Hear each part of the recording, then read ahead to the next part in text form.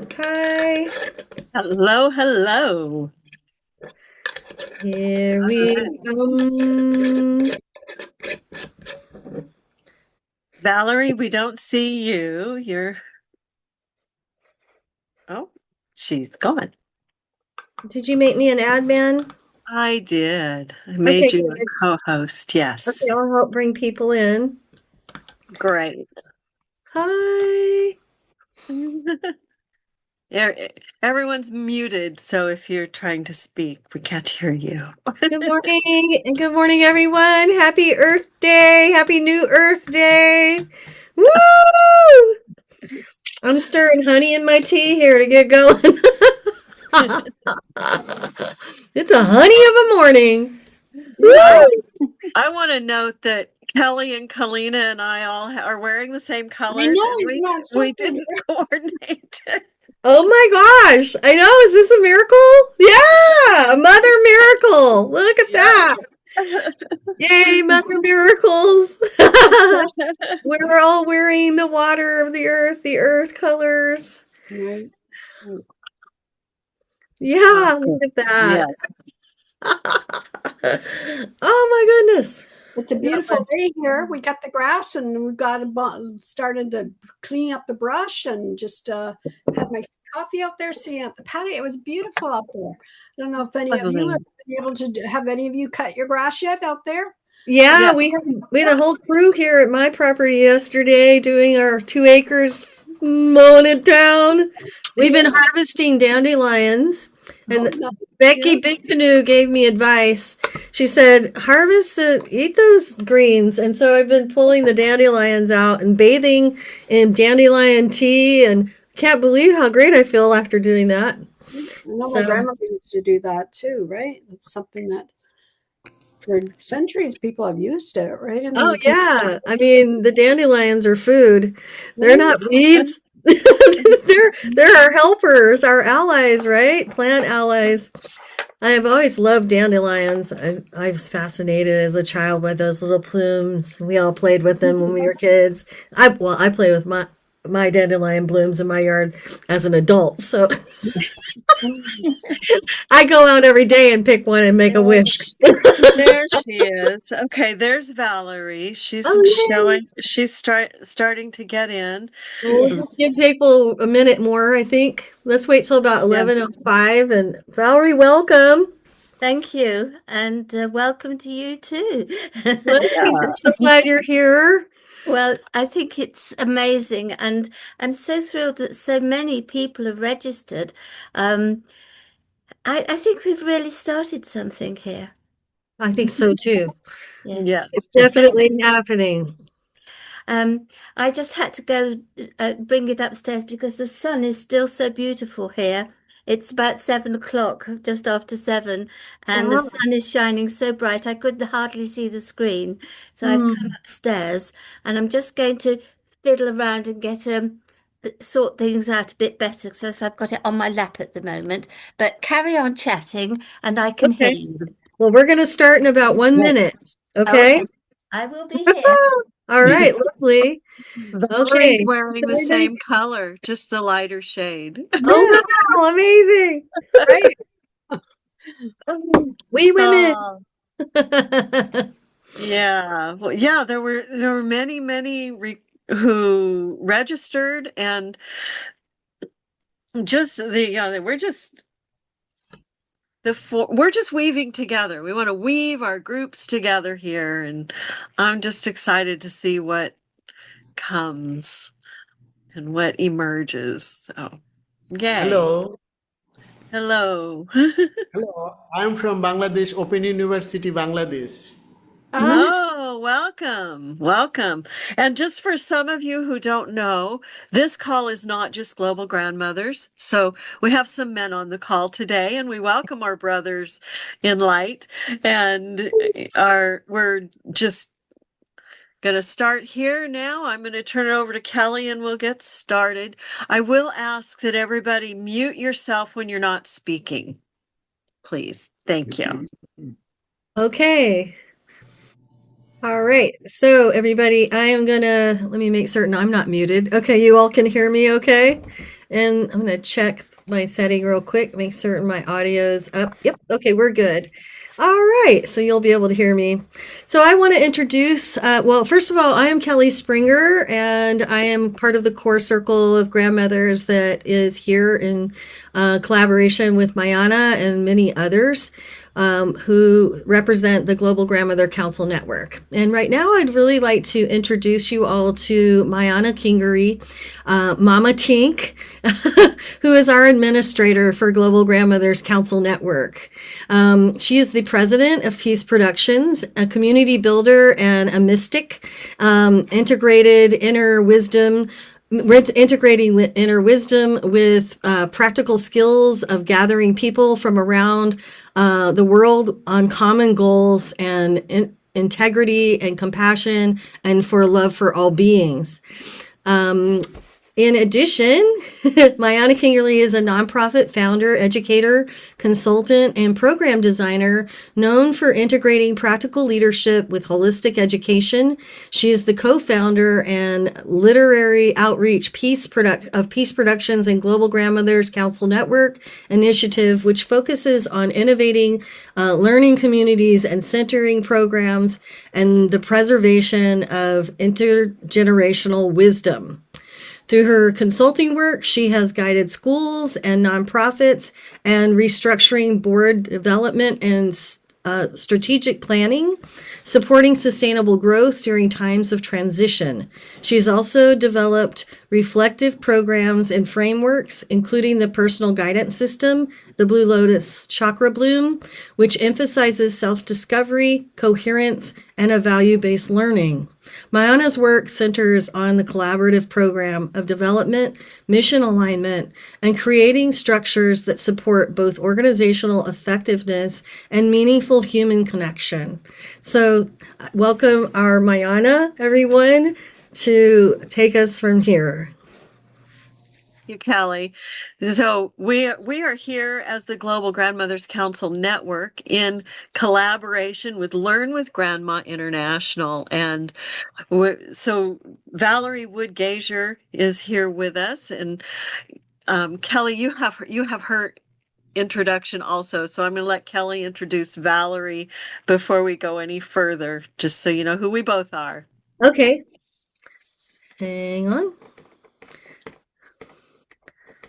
Bringing up Miss Valerie. Sorry, I had your bios next to each other. Thank you, everybody. So Valerie Wood Gager, MBE, is a member of the most excellent order of the British Empire and is a UK honored award for outstanding achievement and service to the community that has a long-term significant impact. The power of collaboration and passing the baton to the next generation. Valerie, as a founder of the Learn with Grandmothers, Valerie has spent years weaving together a global tapestry of families, elders, and children who learn from one another, laugh together, and stay connected in a rapidly changing world. Her work empowers older adults to embrace technology with confidence while reminding young generations that the wisdom of their elders is priceless. With 38 LWG groups spanning continents, cultures, and languages, Valerie has become a beloved champion of intergenerational learning. Her message is simple. When we learn together, we grow together. And in every community she touches, she leaves behind a trail of connection, compassion, and grandmother strength and magic. Welcome, Valerie. Well, thank you. Actually, it's 43 countries now. I know. I didn't start any of the groups, I have to tell you. They were all started by people in their own country. Some of those people have vanished into the ether, but I became an admin for each one, so I can still keep them going. And I am an elderly lady, you know.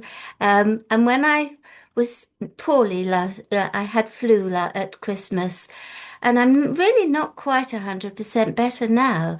But what I wanted to do was I saw that I'm going to be 85 on the 4th of July.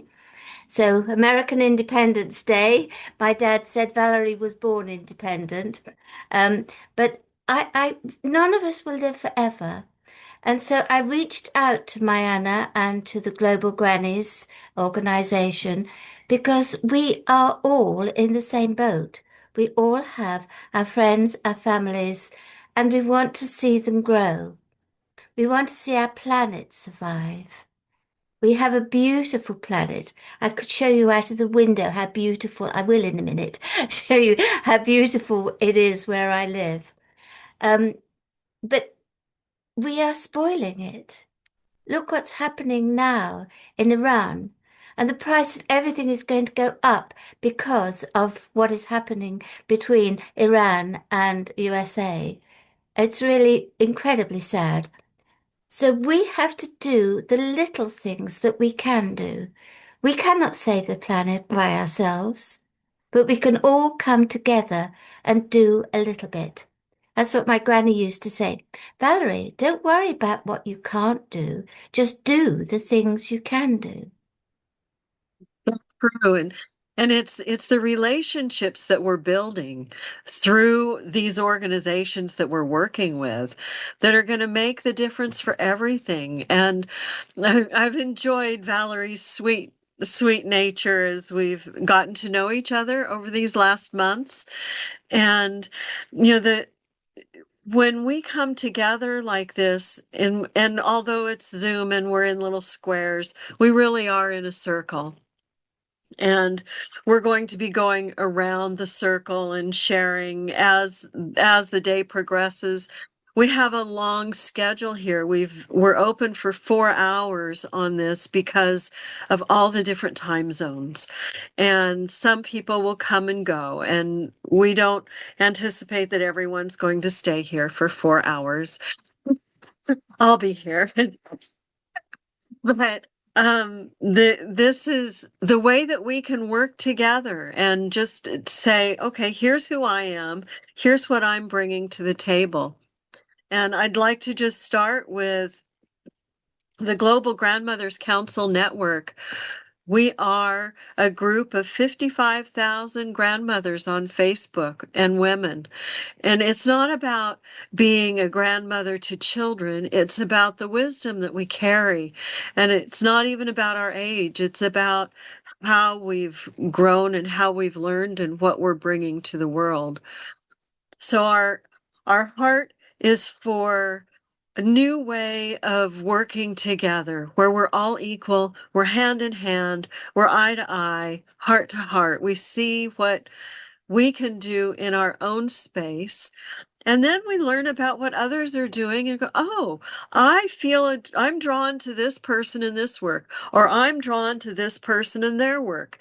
And then we can take action because, oh, look, we're all here, and we can put our links in the chat and we can say, oh, check out what I'm doing here.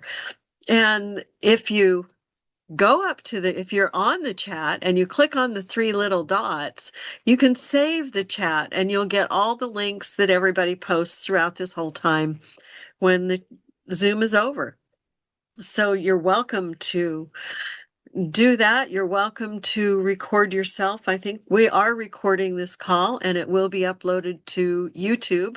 We are not live streaming. We're just here in this room.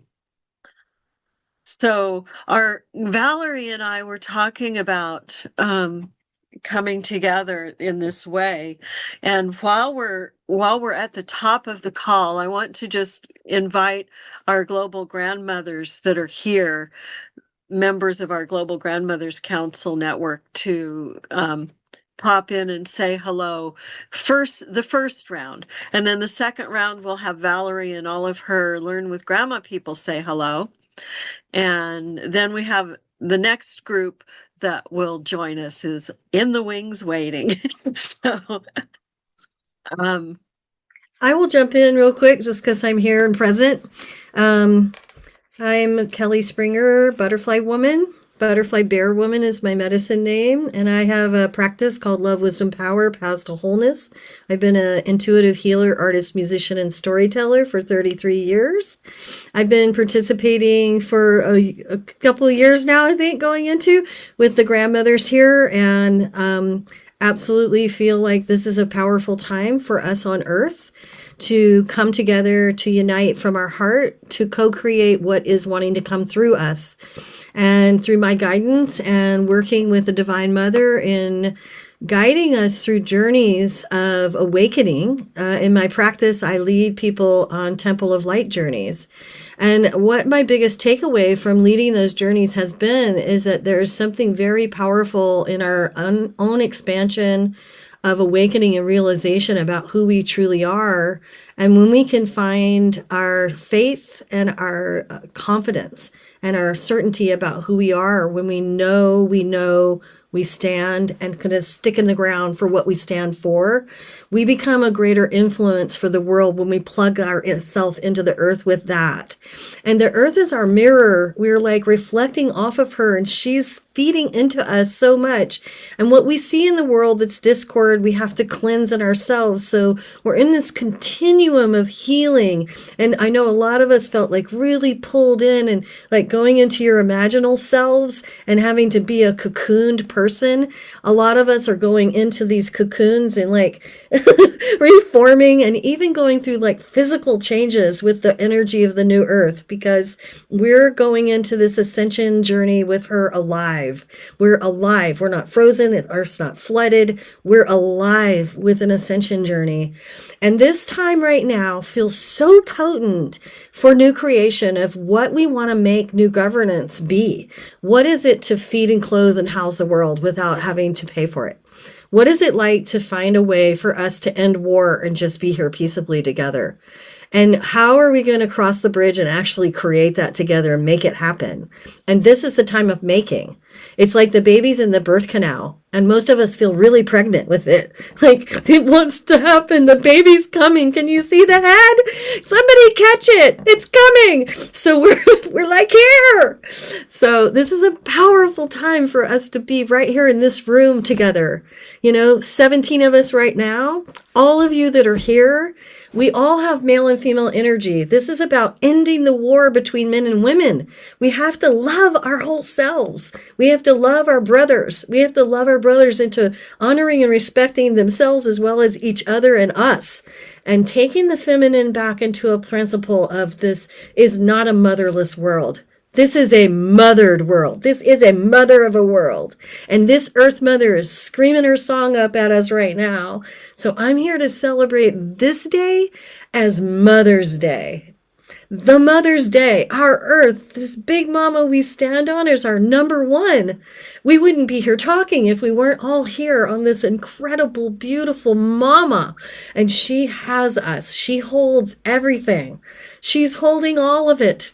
She's holding every bit of it, the shadow and the light of it. And she hasn't shook us off. So we're lucky. We're favored. We are here. And so in this moment, I just invite us to hold a breath of silence and just welcoming our hearts to drop in to this beautiful mama who is holding all of us right now. So take a breath with me and let yourself feel her holding you and all of us right now. And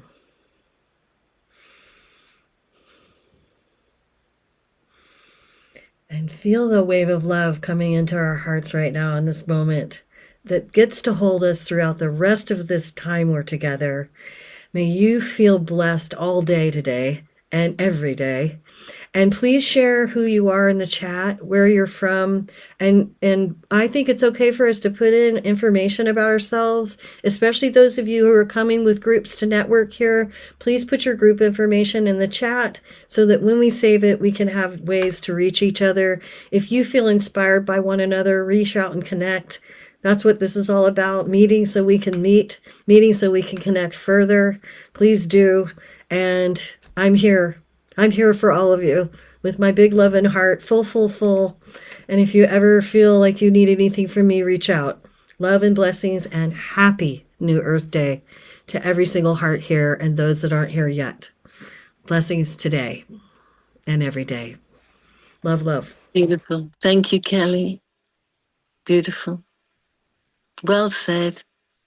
It resonates and echoes with every ripple, like ripples, exactly what you said.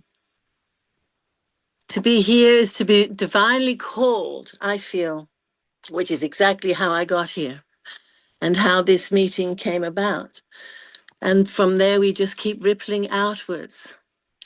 It was a call of urgency to ignite a happier future, to ignite more love and awareness of our power, which I had not, that was a precipice I hadn't seen that was available to me from where I was when I was called to this.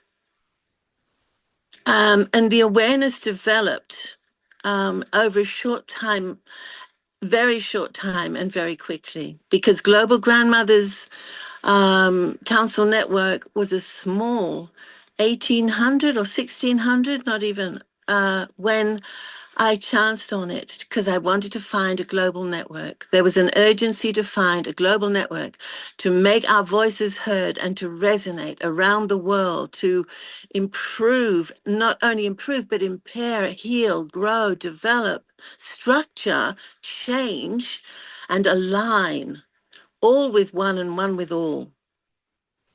And so I asked to join this little network, and I did. Suzanne welcomed me in, and from there, 6 weeks, 8 weeks later, I saw Mayana being interviewed. I was awoken to tune in and to watch an interview. I was woken from my bed, and I reached into this interview and saw Mayana, the hardest, Peace Production, being interviewed. And I thought, well, she's talking about the divine feminine and masculine. She's talking about the healing properties of the red and white wells in Glastonbury. And she is also traveling with her beloved man to the place of his birth, a child, a baby that was born in the crux of war, of the Second World War, as the earth was bombing Hungary. Andras Maros was born. And so I really pricked up my ears, reached out to Mayana and said, is it you? Are you open to this? And she said, I do administration. I can arrange the Zooms. I can set this up for you. And since then, the rest is history. We are now 54, 55, I don't think, 56,000. We have met with and convened and aligned with Mariana Kingley and thousands more. Mariana Kingley, sorry, I mean Valerie, and thousands more. Mariam Khan, and we're just beginning. This is still early days. We haven't even been going for, I don't even think it's 3.5 years. But to be called and see the response to this thought that I had in my heart has made my life so much more. And to see you all here and to know that this is the divine work we are called to do in this moment. This is why we were born, for eons. In reference to the knowledge that came to me was through my ancestors. I have a lineage, as we all do, and those women were inherently, and not only women, uncles and great grandfathers would come in to these dreams and tell me that we had work to do. But the main core of their message was to stay in resonance with myself and aligned. And if the work was, too much, make sure that I was in happiness with my alignment. And I have continued to be blessed and envisioned with this alignment. Admittedly, it's 4 a.m. here in Australia at the moment, so I'm a little tired, but I feel charged with a surge of divine access to myself and to you as a conduit.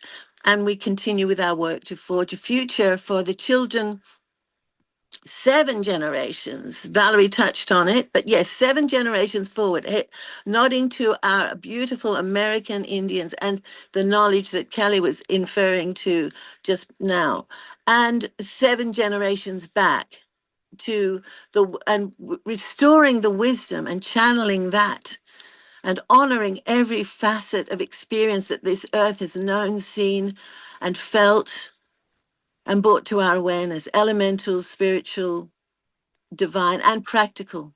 So thank you all for holding space with us as we unveil today's honoring of our beautiful sacred Mother Earth, this globe, this little star. And just as the stars have their spaces, we too have our space in everything that we do. We are aligned for particular resonances. Thank you all. Bree, you have your hand up again. Thank you. Thanks, Michelle. I really, really appreciate all those words that you spoke. Love you dearly. Love you too. Love you all. Kalina will speak also. Valerie maybe she didn't know she raised her hand. But you're muted, Valerie. Yes, I just wanted to say to Michelle that one of the things that inspired me about her was her connections with the indigenous peoples, not just in Australia, because there are indigenous peoples all over the world.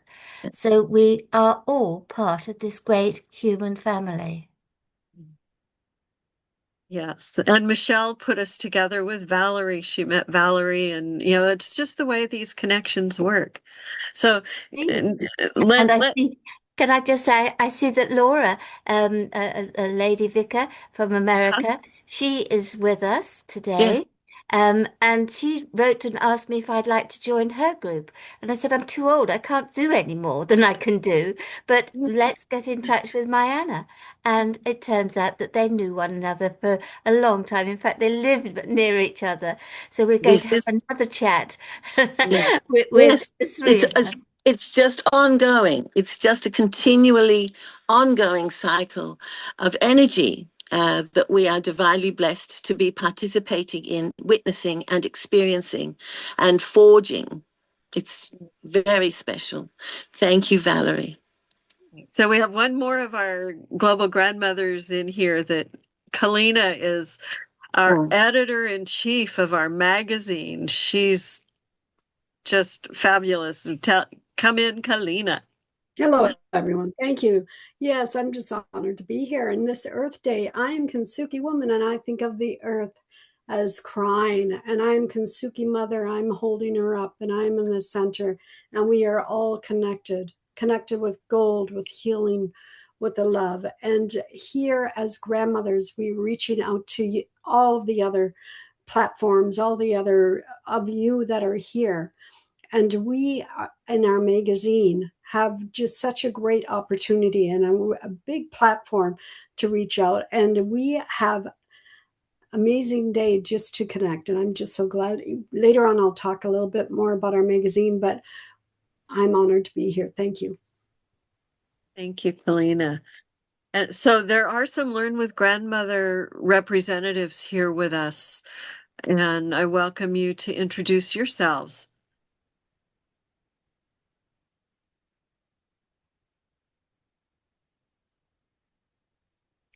Come on. My Learn with Grandma friends, I need to see you.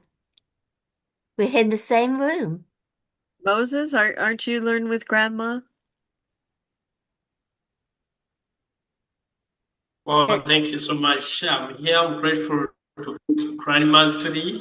Moses Renason Vogerionismas. I'm grateful to attend this session with my grandmother, the Earth Day Elders Grandmothers Integration Voices meeting. I'm really grateful. I'm streaming from Dubai right now, but I'm a Ugandan-based nationality, and I'm a business entrepreneur appropriating primary institution as far as education standards of Uganda is concerned. I operate a private school.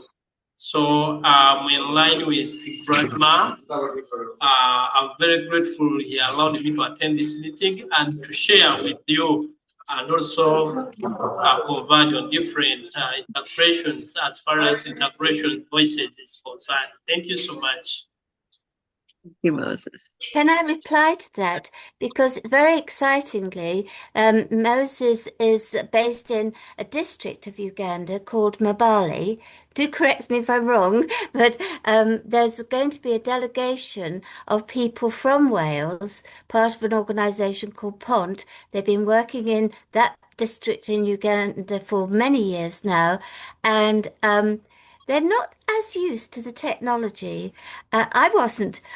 I didn't understand the technology, and I'm still not very good at it. But I'm asking Moses to get in touch with Lloyd and say that we really do want to have a conference with people from Wales and people from Mobali being able to talk to one another across the ether. I can't afford to come to Mobali. I'm also getting an elderly lady now that doesn't want to travel. In fact, my daughter has refused to allow me to go to Africa again. She says, Mum, you're too old to go to Africa. And I know you looked after me, everyone in Uganda looked after me so well. You know Moses Wamanga, don't you?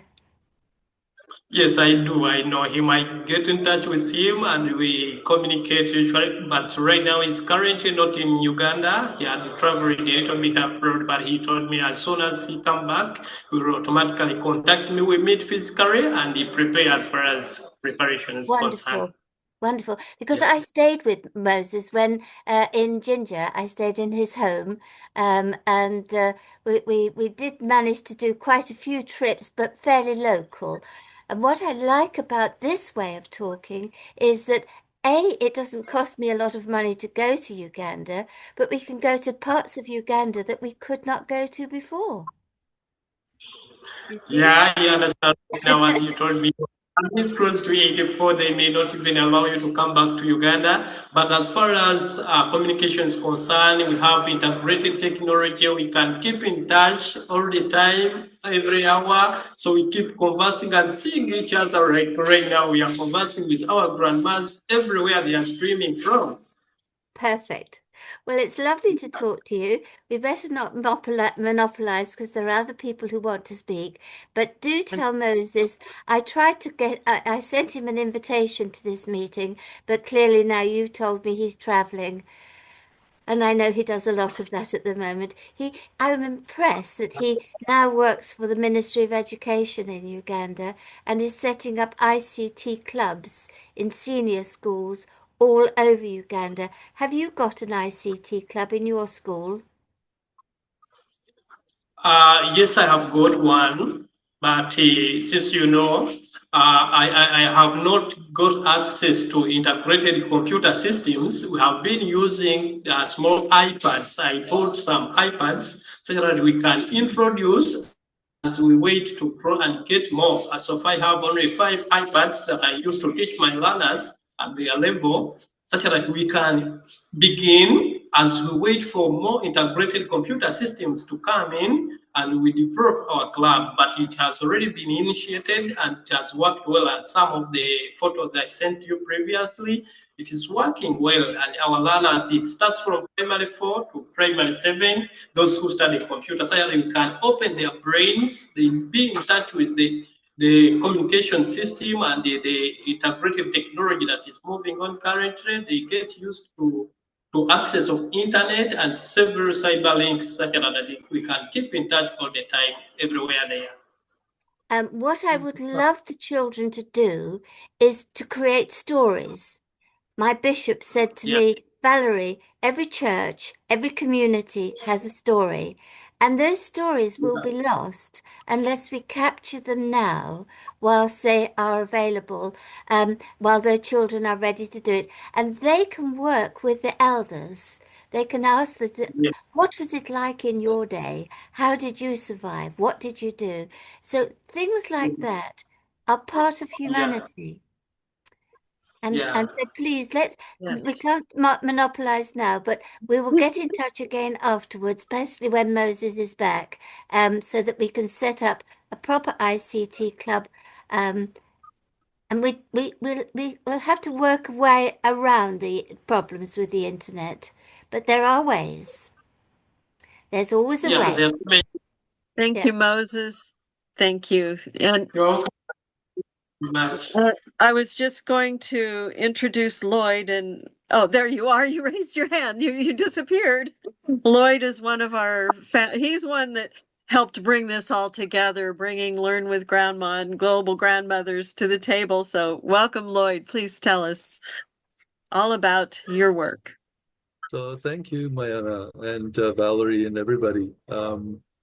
So yeah, Lloyd Helferty with UnityNet International. I call myself the Chief Governance Architect and Lead Policy Strategist. We are evolving our organization right now. I do specialize in building global networks for what we call regenerative development. So thinking about the post-2030 goals. So we're in the sustainable development period right now. But after 2030, we're hoping to move into a new era of regeneration of our cultures, our planet, and ourselves. So, so one of my big jobs has been working with AI actually to develop what we call ethical AI or aligned AI systems. Also promoting indigenous sovereignty and peace infrastructure. So we're working with, like for instance, I wanted to mention to Valerie as an example, I've been working with, or I've been talking to at least the local church here, St. Luke's, which is the local parish in my own community. And so what we'd like to do is set up a story bench near the church and probably throughout the community, throughout the watershed, with all the different communities of faith communities that through the Interfaith Council. And I think that I could even begin having a conversation about capturing those stories from the churches and working with the elders, especially at those story benches where we can now begin having conversations. And the interesting thing I did actually last Sunday was attend an interfaith event. And I believe there were 5 or 6 different faith communities that came together informally or initially, but now they're coming together formally in inviting the public out.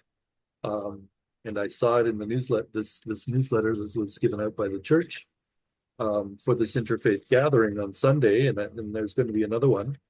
And this one was hosted by the Zoroastrian Society of Ontario. And it was all about the different weddings and the wedding ceremonies. And next week is all going to be about the funeral ceremonies. Not this coming Sunday, but the following Sunday. And it's going to be hosted at a large temple over on Bathurst Street, not very far from where I am. And they're going to be having a conversation about how death is celebrated, not how we mourn necessarily, but how we celebrate the life that we have lived. And so my contribution, I think, with UnityNet International in specializing in these global networks is to build these multi-stakeholder collaborations. And so if you know about the Sustainable Development Goals, SDG 17 is partnerships for the goals. And so the idea we have around this concept of localization, thinking globally, thinking about the issues like climate change, but acting locally in partnerships with all the local stakeholders in the local communities, including the indigenous peoples as per what we call the two-row wampum, including the ceremonies, taking those indigenous wisdoms into mind as we build our systems and networks locally to actually implement the local solutions to empower, especially our young people, to understand the solutions they need to not just be able to adapt to the changes that are coming our way, but actually to thrive in the new world that is coming, and we are entering now in this what we call eighth fire, moving from Lloyd, that seventh fire into the eighth. Lloyd, Yes, why don't we do it together? absolutely. Let's do I it would, together. let's do it together. I mean, we have the internet now, so it doesn't matter that you're in Canada and I'm in Wales. We can talk, we are talking now. And if my bishop said every community, every church, and every community has a story, Mm-hmm. think about the people, the Eskimo people, right on the far eastern side. Is it eastern or western? On the far side of Canada. They Yes. talk a different language, I understand, than the Mm-hmm. people in other Eskimos in other parts. So it would be wonderful to have stories with film where they can speak and tell their story, and then that story can be translated into into English and into other languages, into Mm-hmm. other Eskimo languages. I understand there's a directory, what a directory is wrong, a museum, I think, of stories in Canada. Probably there is. I don't know specifically. I could look that up after this call, though, and Yes, find do, out. because I remember reading about it, and there's a lot of stories there already. Mm-hmm. I Anyway, think if It's we probably in collate, Ottawa. I think collating Indigenous stories about our environment, history, heritage, moving forward is crucial to us now, Lloyd. I'm so Mm-hmm. endorsing what you're about.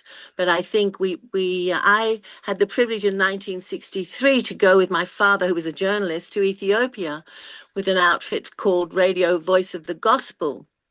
And though we weren't Lutheran, it was a Lutheran-based radio station, which really was a developmental period for Addis Ababa and Ethiopia across Africa. It was broadcast.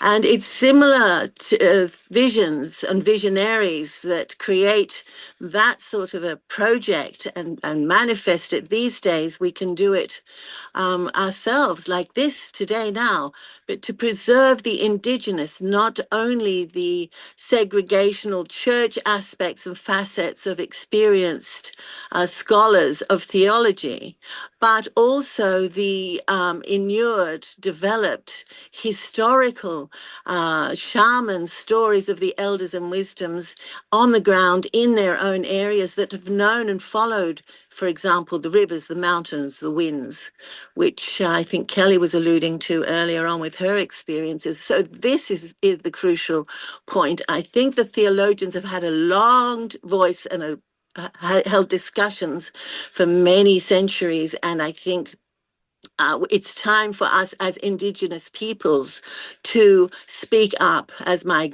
Irish grandmother suggested, and my Tongan great grandmother suggested, that this is time for us now, free of boundaries, open hearted, spirited. And I sense that with you, and I feel that that's a wonderful way to move forward. So thank you for all you're doing. It's an exciting time. I'd love to discuss this So, further. we will for discuss it sure. I'll further. put my contact information in the chat again. I did once Thank you, already, but Lloyd. Thank you um, so much. there's also I wanted to mention as well to Valerie. There's a church in Ottawa as well. One of my colleagues there said she was very interested also in putting in one of these story benches, similar to at the St. Luke's as well. And she said, "Oh well, we could do like a twinning between Ottawa and Markham and Thornhill, where I am. And then That's maybe great. there's a possibility we could do something similar with, let's say, Moses in Uganda, or Exactly. or any others. I want Beautiful. to I want to add to that.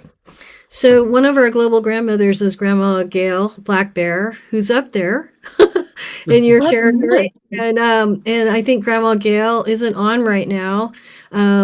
So I just want to speak her name into that weaving and say that we have a grandmother that's really involved with us a lot, and she's one of our greatest vocal representatives. She went to and she has native ancestry in her own lineage as well as is in Canada. Um, and we also at the recent IWDC gathering, I introduced a woman who is from Canada who was scooped. She's a daughter of the chiefs from the Vancouver area with the tribes that are there. And a number of tribes have been through atrocities like that. And interestingly enough, a week ago, another daughter of a chief nation came to me, same story. They were forcibly removed from their tribal people and forced to be raised by other nationalities. And so I'm not just naming it as white because I believe they could have been put anywhere, but they were separated from their lineage. And there's something so broken about what that does to the soul of a being.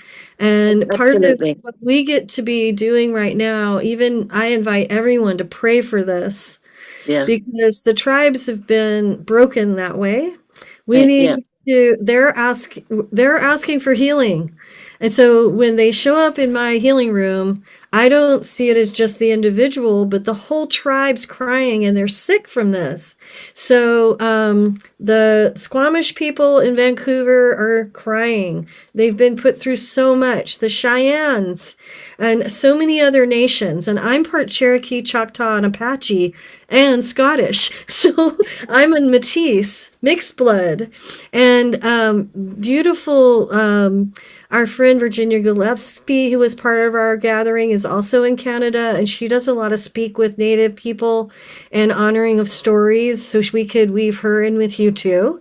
And so I'm sure we could create a gathering of people who are invested Yes. in this, who Yes. care about it, who are Yeah. actively doing things for the world with it.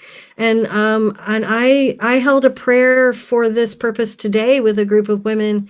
Just spontaneously, it happened, and we did it in seconds, and we all felt waves of goose pimples. So Yeah.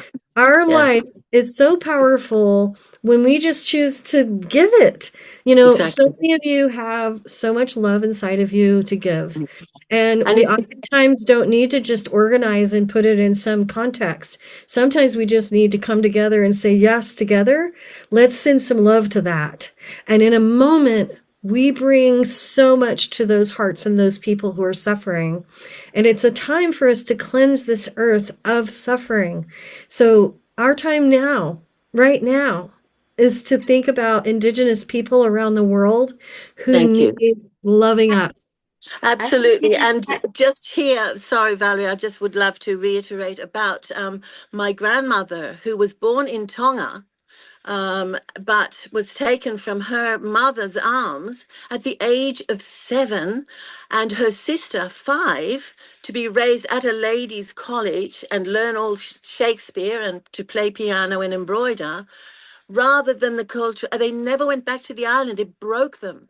And our connection, I was the conduit that reconnected my family after 114 years back to the islands of Vavau in Tonga. That was my privilege and calling.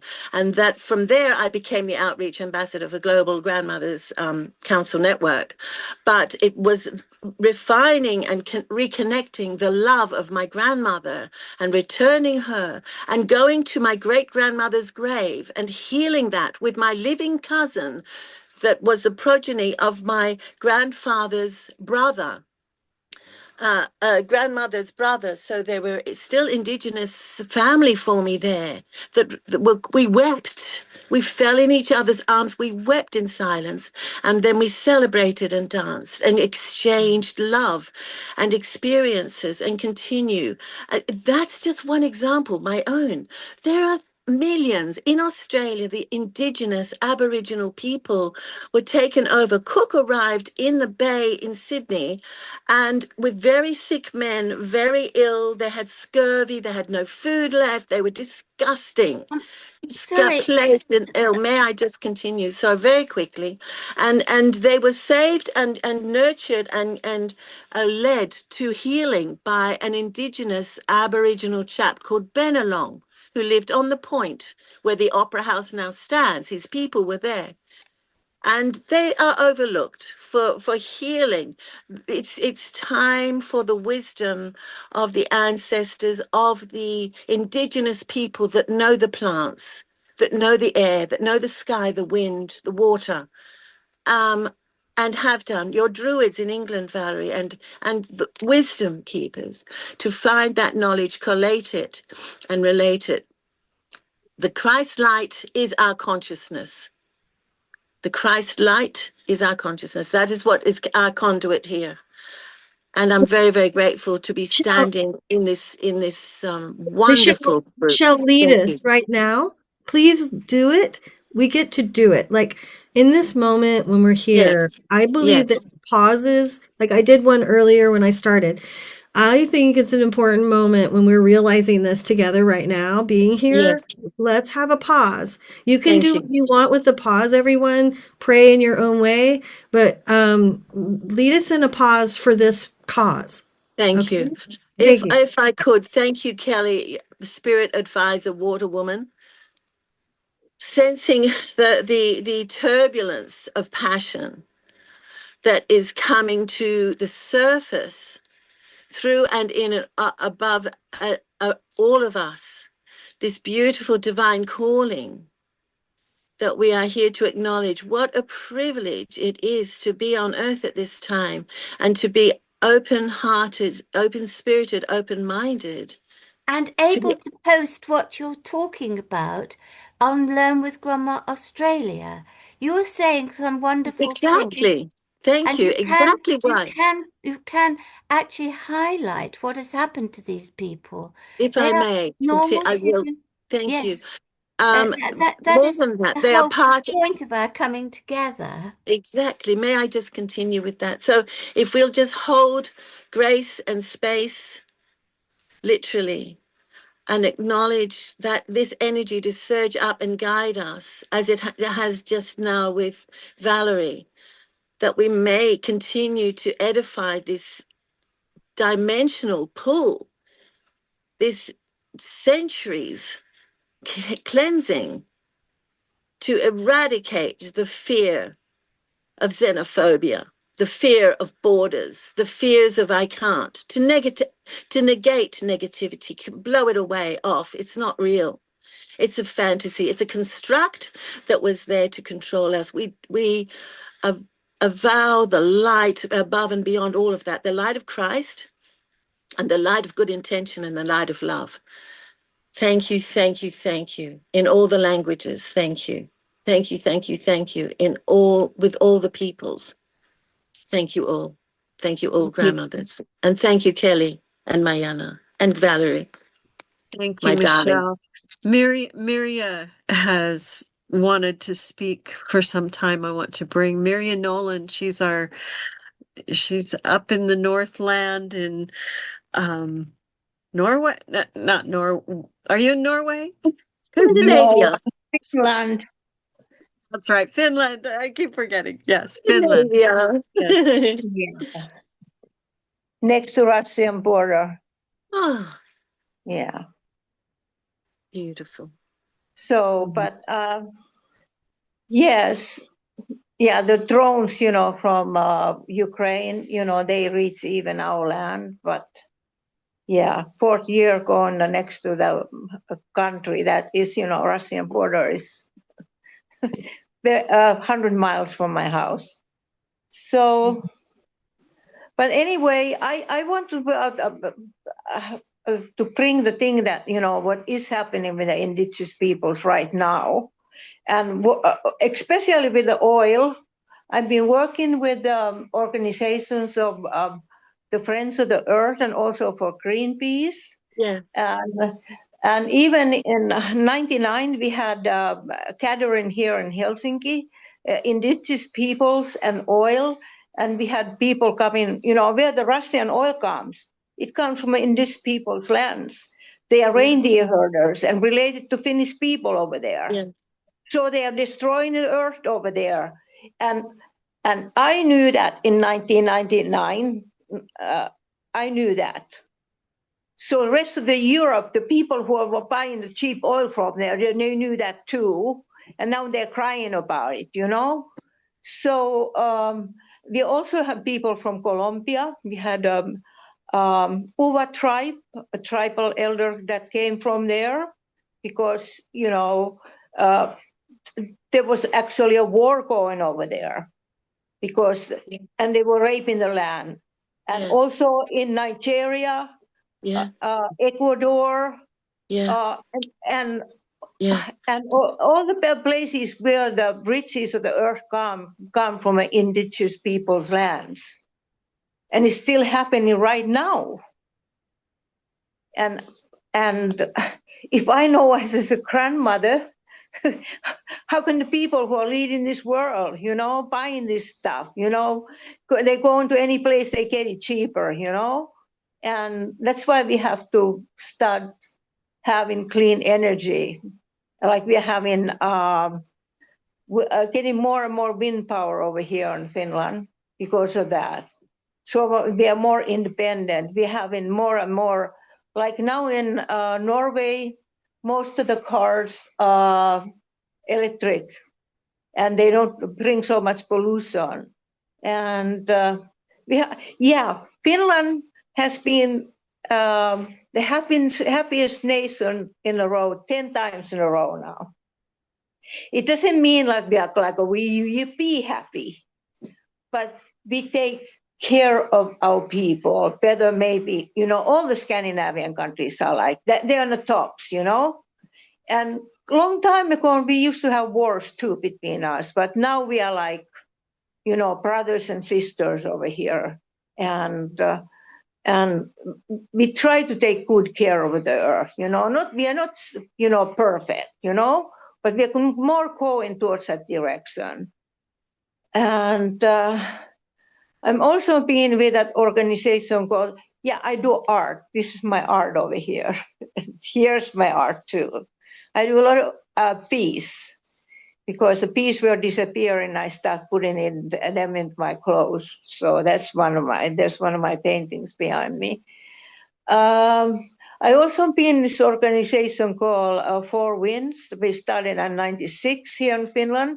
And we had indigenous people coming from all around the world into our gatherings. And now it's going to be 30th year coming this summer. And the main part is going to be about grandmothers coming this summer. So these are some of the things I've been doing over here. And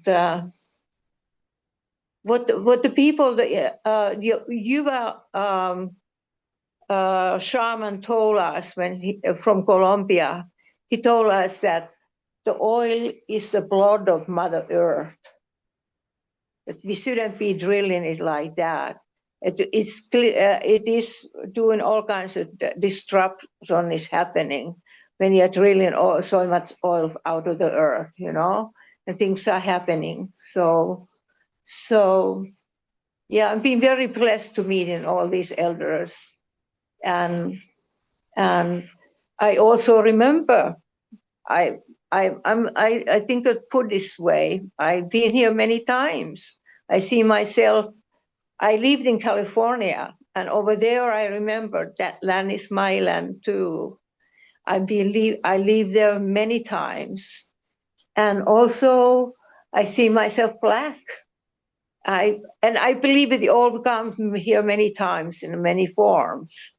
It's not that this one lifetime, and that's yeah, so yeah, I really give thanks to Mother Earth and all the beautiful things what I have seen.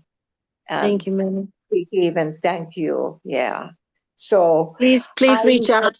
Let us know when this is convening so we can all be with you and stand together and voice with you in resonance. Thank you. okay, and yeah, it's coming this summer, and I'm Beautiful. gonna tell, yeah, and We'll yeah, stand with you. Thank you. Beautiful yeah. art. Thank you. This is from some of the is from Georgia O'Keeffe and mine together. She's one of my favorite Oh, artists. A Yeah. beautiful collaboration of art, hearts. Yeah.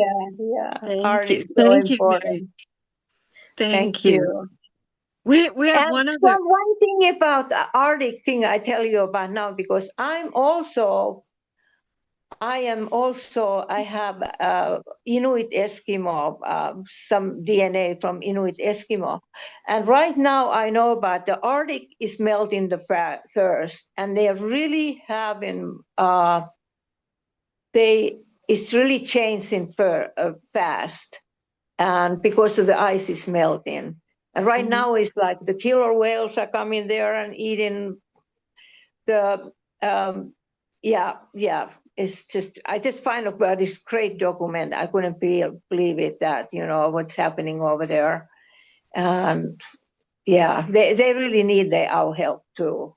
Yeah. So course. the things are happening, they were not just in past, they're still happening over there for all those people. Also the Inuit people up in north. Yeah. Yeah, but Trump Thank you. want to take over Greenland and blah blah blah. Yeah, they don't want him. Right. Right. Okay, thank you. Yeah, Thank you, Maria. We have thank you. one other group with us that helped bring this all together, and that's the Founding Mothers Movement. And I don't know if Laura George is available. She's there somewhere. There she is. Hi, Laura. Again, welcome. Founding Mothers Movement. Let's hear from you. Yeah, I've been listening. I'm multitasking, but I've been listening to everything, and it sounds like Global Grandmothers Council started just before we started Founding Mothers Movement. So the wisdom is in the air. It is. Yeah, we started in 2023. It was after the reversal of Roe v. Wade. And I'm a member of a group called the Evolutionary Leaders Circle, and they wanted all the women to form like a consortium and brainstorm, like, what are we going to do? Well, that Yeah. was, over 2 years ago, 3 years ago. And boy, have things continued to go downhill. But we met. Rianne Eisler's in the group. Anna Lou Smitsman's in the group. We had a lot of system scientists. We had lawyers in the group. We had a lot of academics and futurists. And what we came up with as the brand was Founding Mothers Movement. And what we came up with the movement is it's now or never, ladies. It's like if we do not infuse this planet with feminine wisdom and fast, we're going down. Totally. So whether your particular part of the poly crisis that scares you is whether it's environmentalism or it's that we're in the Handmaid's Tale timeline or whether it's AI, we have all these systems crashing simultaneously. So our idea was not to form another nonprofit. I personally think that's the last thing we need. Rather, we need a meta unity movement. And so we brainstormed some more and concluded that, we don't need to reinvent the wheel. There was this thing called the International Congress of Women that was amazingly successful. And probably most of you know the history that after the American Civil War, Julia Ward Howe wrote the Mother's Day Proclamation, and she called for a Congress of Women at the end of it. And the women of the world heard her, and they had the first International Congress of Women in 1878 in Paris. So just imagine how hard that would be. We're all like tapping in virtually by pushing buttons. They had to get on ships and sail. And they continued to meet. And their primary objective initially was women's suffrage, getting the vote. And when they were successful in that in European countries and in America, then they turned their attention on peace, which was that was the big crisis back then. And it's our crisis again, too. So they ingeniously devised an architecture where they focused on three groups. So obviously they brought women's groups together, but then they aligned with peace groups. And then they aligned with, back then it was just churches. There weren't spiritual groups yet, really. And so we took that template and we updated it. So we are drawing in and hoping to unify women's and children's groups. That's our first category of partner. The next category are peace and democracy groups, because democracy is under attack globally. The third category are churches, but also spiritual groups, because we have many of those now. And then we added a fourth category for environmentalism, which wasn't a thing over 100 years ago, and we're bringing in indigenous groups as well. So we restarted the International Congress of Women, and we've been at it for 2 years. We're actually coming up on our 22nd Congress, almost 2 years. And we're here because we see that Global Grandmothers Council has nearly the identical mission. Exactly. To unify women. And we're just hoping we can in some way do way more than partner, like fully align. Absolutely. And we've approached huge groups around the world, like Women's International Peace for Freedom. One of their members was here. I'm not sure if Diane's still here, but she runs the largest WILF group in the world. It's called the Jane Addams branch. It's named after Jane Addams. So we're drawing in some really big groups. We're drawing in some small groups. We had to put the threshold somewhere. So to be a delegate in the Congress, you're supposed to have at least 25 members in your group. And we're doing it. And we're hoping that Global Grandmothers Council will join us in a really meaningful way and be part of the executive team.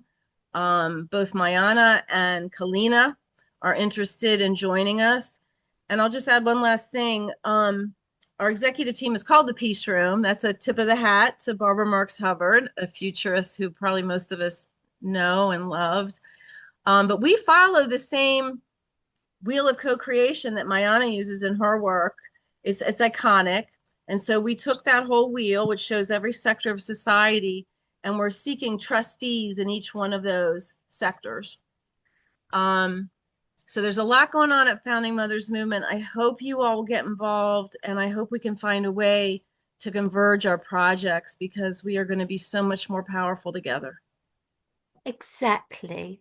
And can I just say, I'm so pleased that you contacted me to invite me to join your movement, which I think is wonderful. I'm not going to join because we are now joined. We can work together. And I think what you've just said in bringing all those different groups together is that we women, and the men too, we like granddads as well as grannies. So we can all bring it all together, and we don't have to compartmentalize ourselves. Learn with Grandma's been going now since 2003. So I've learned a little bit along the way, and I think we can all join together in one movement, but each have our own identity. So Learn with Grandma, I hope you will join Learn with Grandma USA, and then you can share what Founding Mothers Movement are doing to others people in USA. We can all come together. So that's really what it's about. I'm too old. I'm still dancing. I'm still being active, but I am going to be 85 on the 4th of July.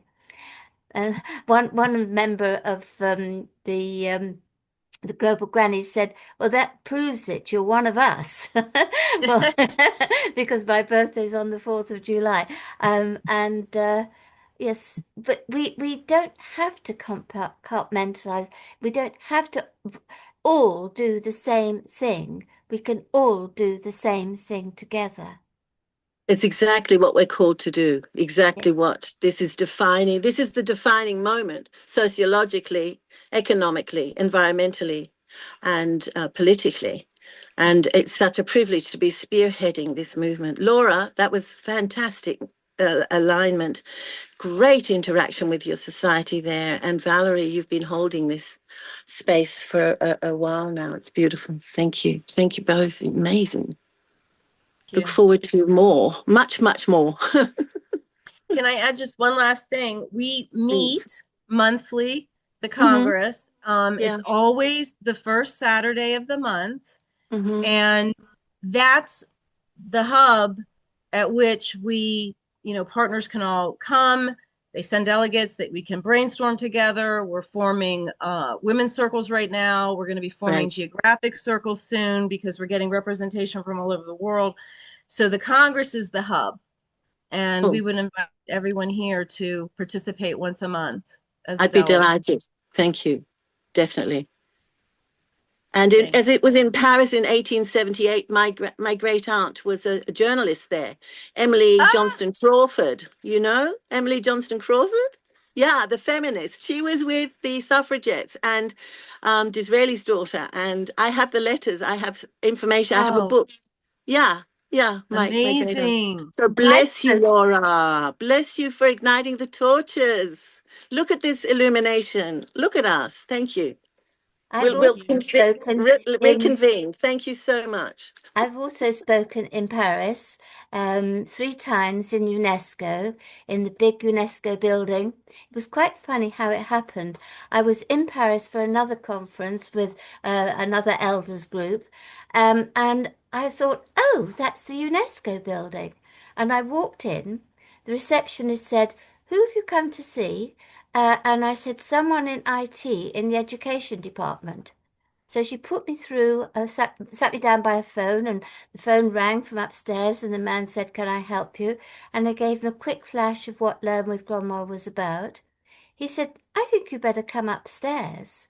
So I got to meet the man who is the head of IT in education in UNESCO. And as I say, I spoke 3 times there, would have been 4, and that would have been on the most important day of the conference. But COVID came along, and so You rode that wave. Yeah. I wasn't able to go. But we're still in contact. Mariana, would you mind if I just read a little thing that I picked up in another um, thing that's happening here in Wales?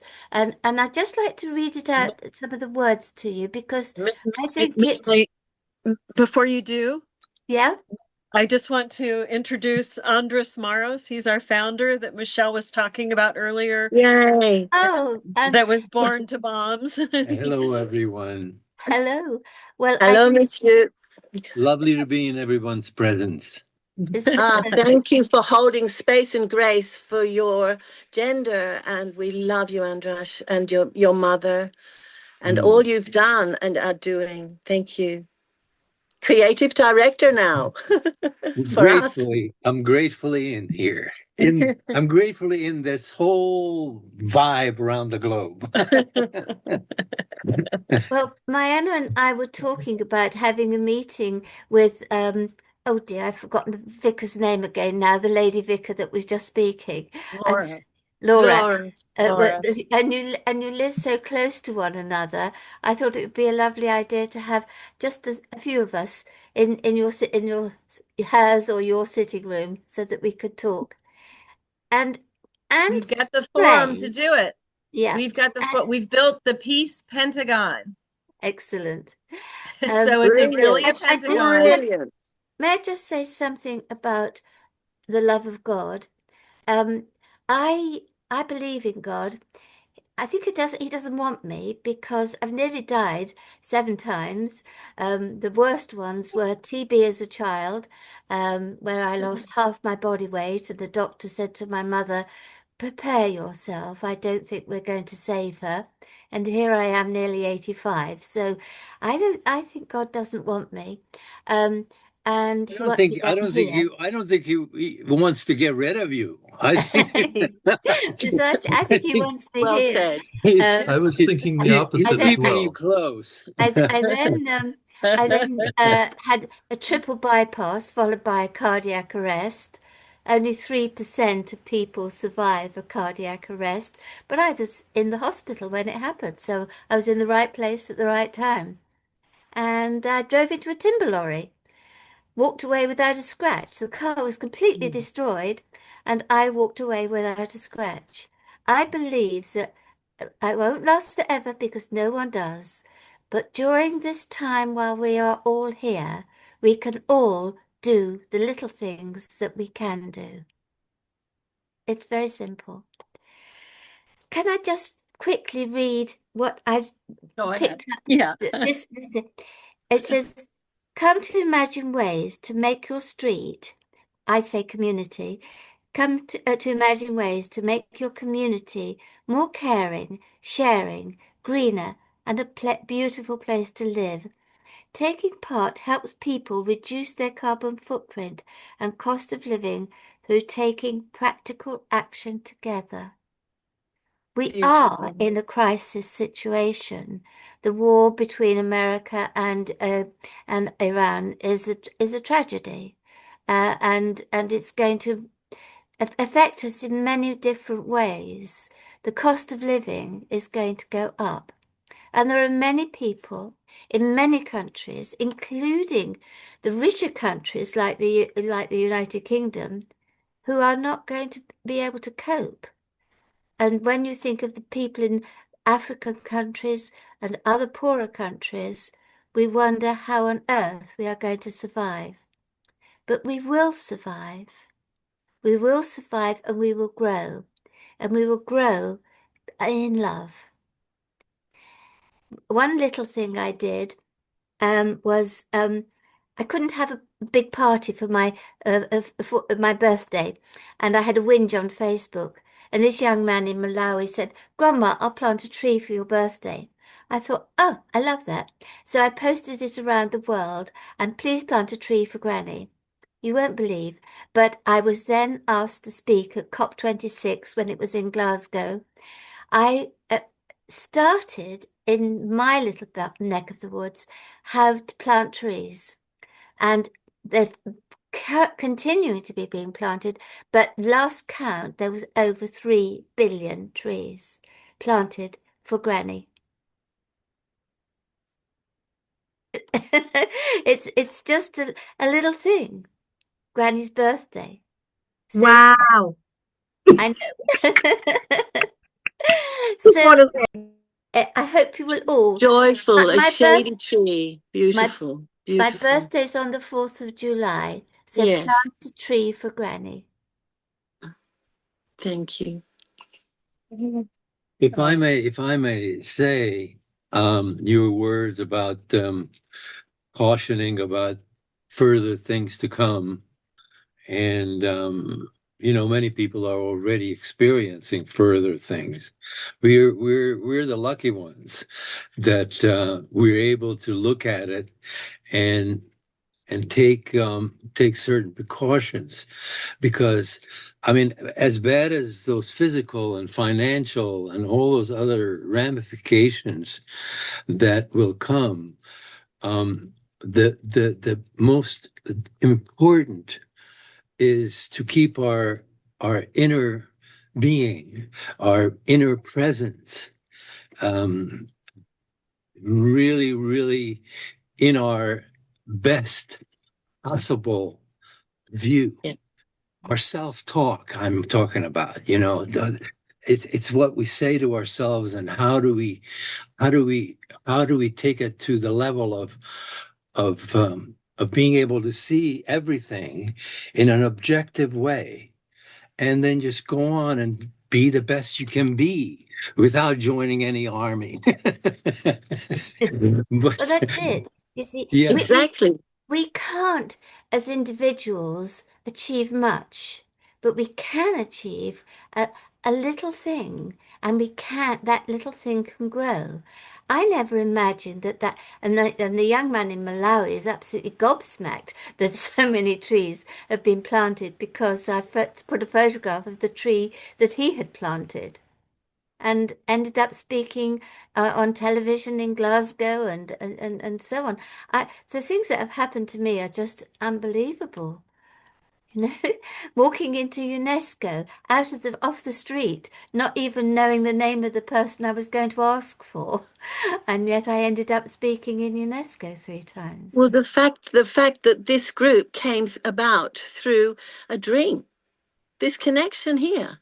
Yes. What are the odds? I mean, that's a miracle. That's a complete miracle. So we're all aligning with God's work, and this is a miracle. This is divine work. It's extraordinary. Thank you. Beautiful. It's also people taking action. Yes, I As totally. Andrash suggested, yes, exactly. I do believe in God totally. I'm wearing my cross today as I wear every day, and I speak to him every morning. But I don't actually believe in religion as religions can be divisive. And it's terribly sad when as we alluded to earlier, exactly. Yes. They have been. And it's time now to be borderless and just accepting from the heart, which was what Andrash was saying, bring our best, our God self, our higher self to the community and to life every day, consciously aware of that divine within us and choose the better option. I don't know the text of the Bible. The text of the Bible says that, you know, they'll be called by a new name. And Andrash came up with a new name that, you know, if we come from our hearts for the greater good of all, we are Fartists. And it's the resonance that we're creating around the world of the hardest, of people coming from their hearts and wanting the best for all of us and for all life to survive this possible destructive moment in time. And you know, I was born in Hungary, and I lived through. I was almost 13 during the first revolution against Stalin communism, and we lived very close to what was called Moscow Square, which is when the Russians came in, they changed the name. It wasn't Moscow Square, but our apartment was very, very almost overlooking, but from the side, and that's where a lot of the revolution took place. And a lot of so I witnessed horrible things, the same kinds of things that you see on what's going on right now in Ukraine and Gaza and all these places where violence exists. And it was during that time I was shocked, and I kept asking my question. It was one of those silent things that kept, not in words, but just in understanding and knowing. But in English, I translated it much later to, why can't people get along? And those were the questions I kept asking. And then I realized that we have to graduate from that question to, how can we all get along? And that little switch began for me the journey into my artistry, which is living in my heart and using my mind to help put things in order. But I don't come from my head and reasoning and all those other things. And the reality is that, yes, of course, we need to do whatever we can. And more specifically, especially with any talents that we might have, whether it's in the arts or whatever, any kind of a talent, And to use that to penetrate into a connection, to spread that. And so really, there is really nothing really to do except for us to be ourselves and that self resonating and with consciously knowing that the resonation that you give out is intentionally for the betterment of all life. And maybe we'll get out of this mess. And in this Well, moment, I want to take advantage of the pause that we've asked for before. I want to have a pause here and just honor that on the 30th of this month, so in 8 days, Andras will be 82 years old. And I just I'm want to have older a than moment of him. silence for Oh, honoring. wow. Yes. We are all here for a purpose. Sometimes you think, what good am I? I'm just one person. I can't do anything. But we can all do something.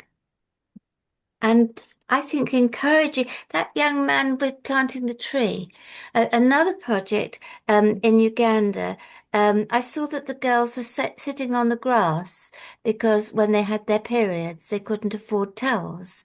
They didn't even know what towels were in some cases. And I found a YouTube clip created by a Ugandan. It only had 8 hits. And I posted that.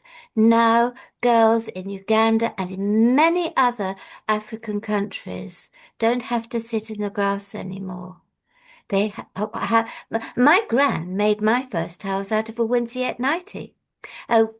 Flannel, you call, in America you call it flannel, but in Britain we called it Winsiette. It's soft cotton material that will wash and wash and wash.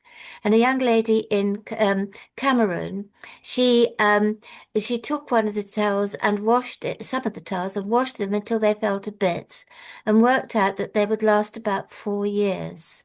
Now, practically imagine the saving that will be for families in poorer countries.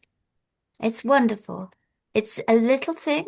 It doesn't seem like a very important thing, but it is. Each little thing that we do to help others is a God-given. I think he's pleased. I hope so. Hallelujah. I agree. He or she, yes, the I sacred mother. will keep We're up. I'm gonna the wait. I'm sacred gonna mother call and everybody earth. to a silent moment. Mayana asked for it, so I'm gonna ask everybody to mute, and we're gonna just give ourselves a pause and to hold space. And I would like to honor not just Andras and his path, his journey, and all that he's been, but all of you who are our elders, who are over 80, who are here with us right now. I want to honor the top rung of our elderhood group that are here with us right now in a moment of silence and appreciation with our hearts. So let's go there for 1 minute, okay? Everybody. Here we go.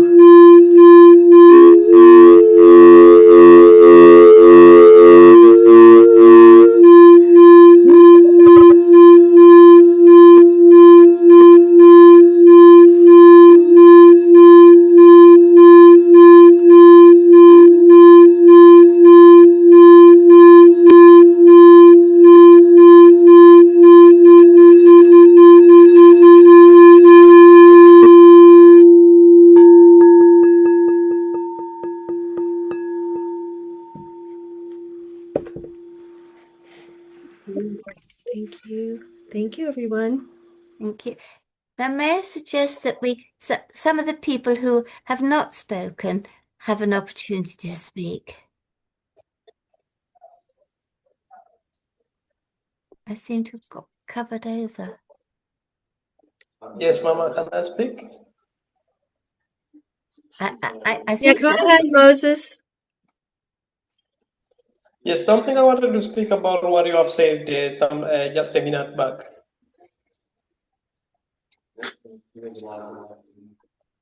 I wanted to speak about the artificial central parts made in Uganda. As you showed me and you sent me the video, I really liked it, and I initially started teaching it my learners more so those in upper classes. And I think during the course of this coming holiday, we are going to introduce the community because it's shown a lot of eh? It saves a lot as it works for real.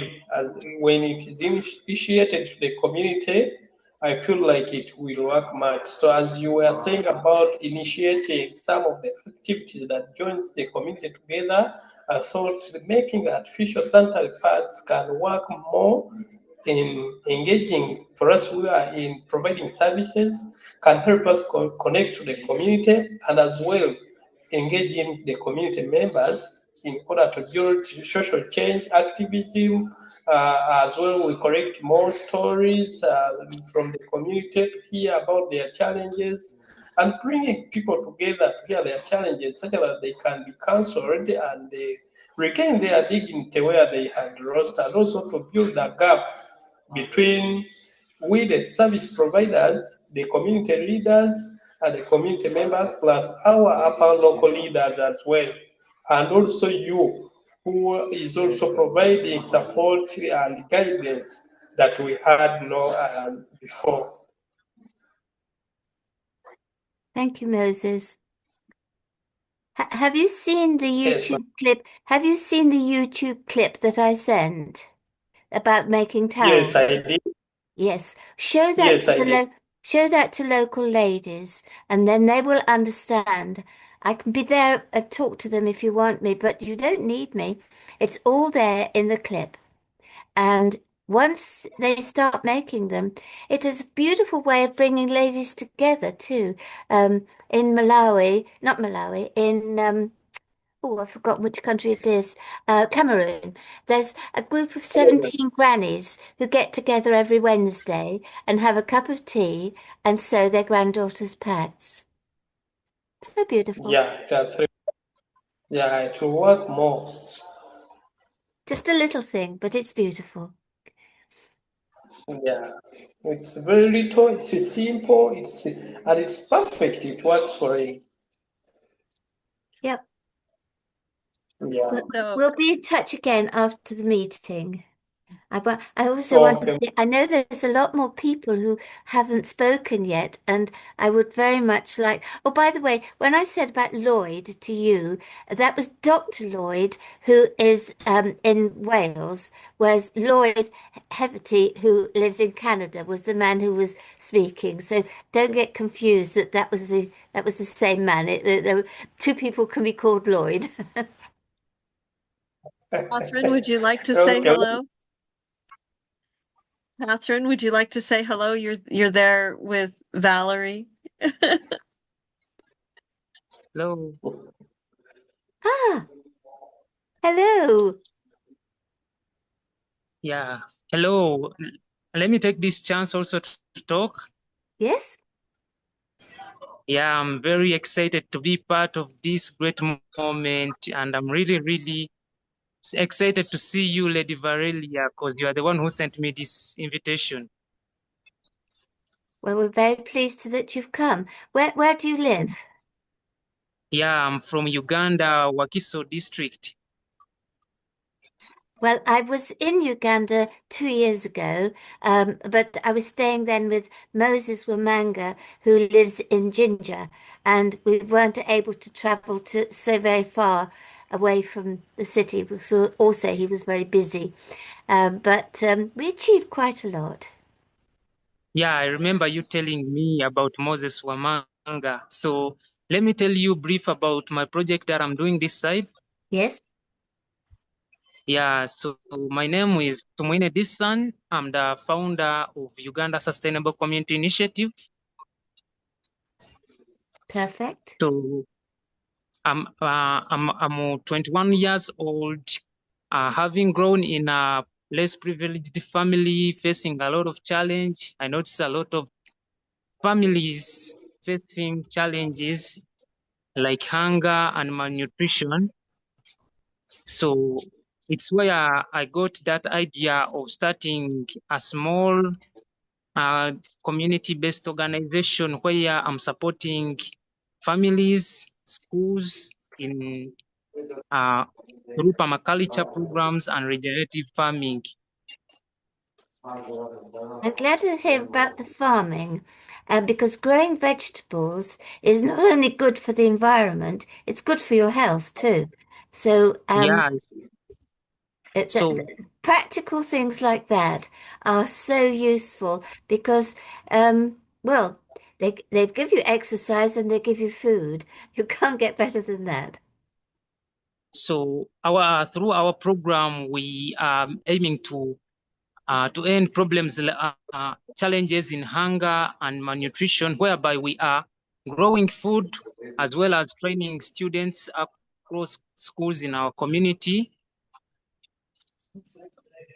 So Please, can you take some photographs or film and put that on Learn with Grandma Uganda so that I and others can see what you're achieving? And also, yeah, do show that film. It's on Learn with Grandma Uganda at pinned at the top of the page. You can find the film there and show that film to local ladies so that yes, they don't have to understand English. They just need to see how to do it. And then they'll take it on and they will achieve a lot to help the girls. yes, I can understand that.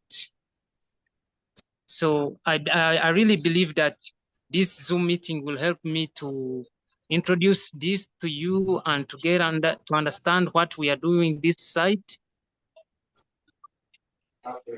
I'm really thrilled that you've joined, and we've Yeah. made we are now united So across the globe.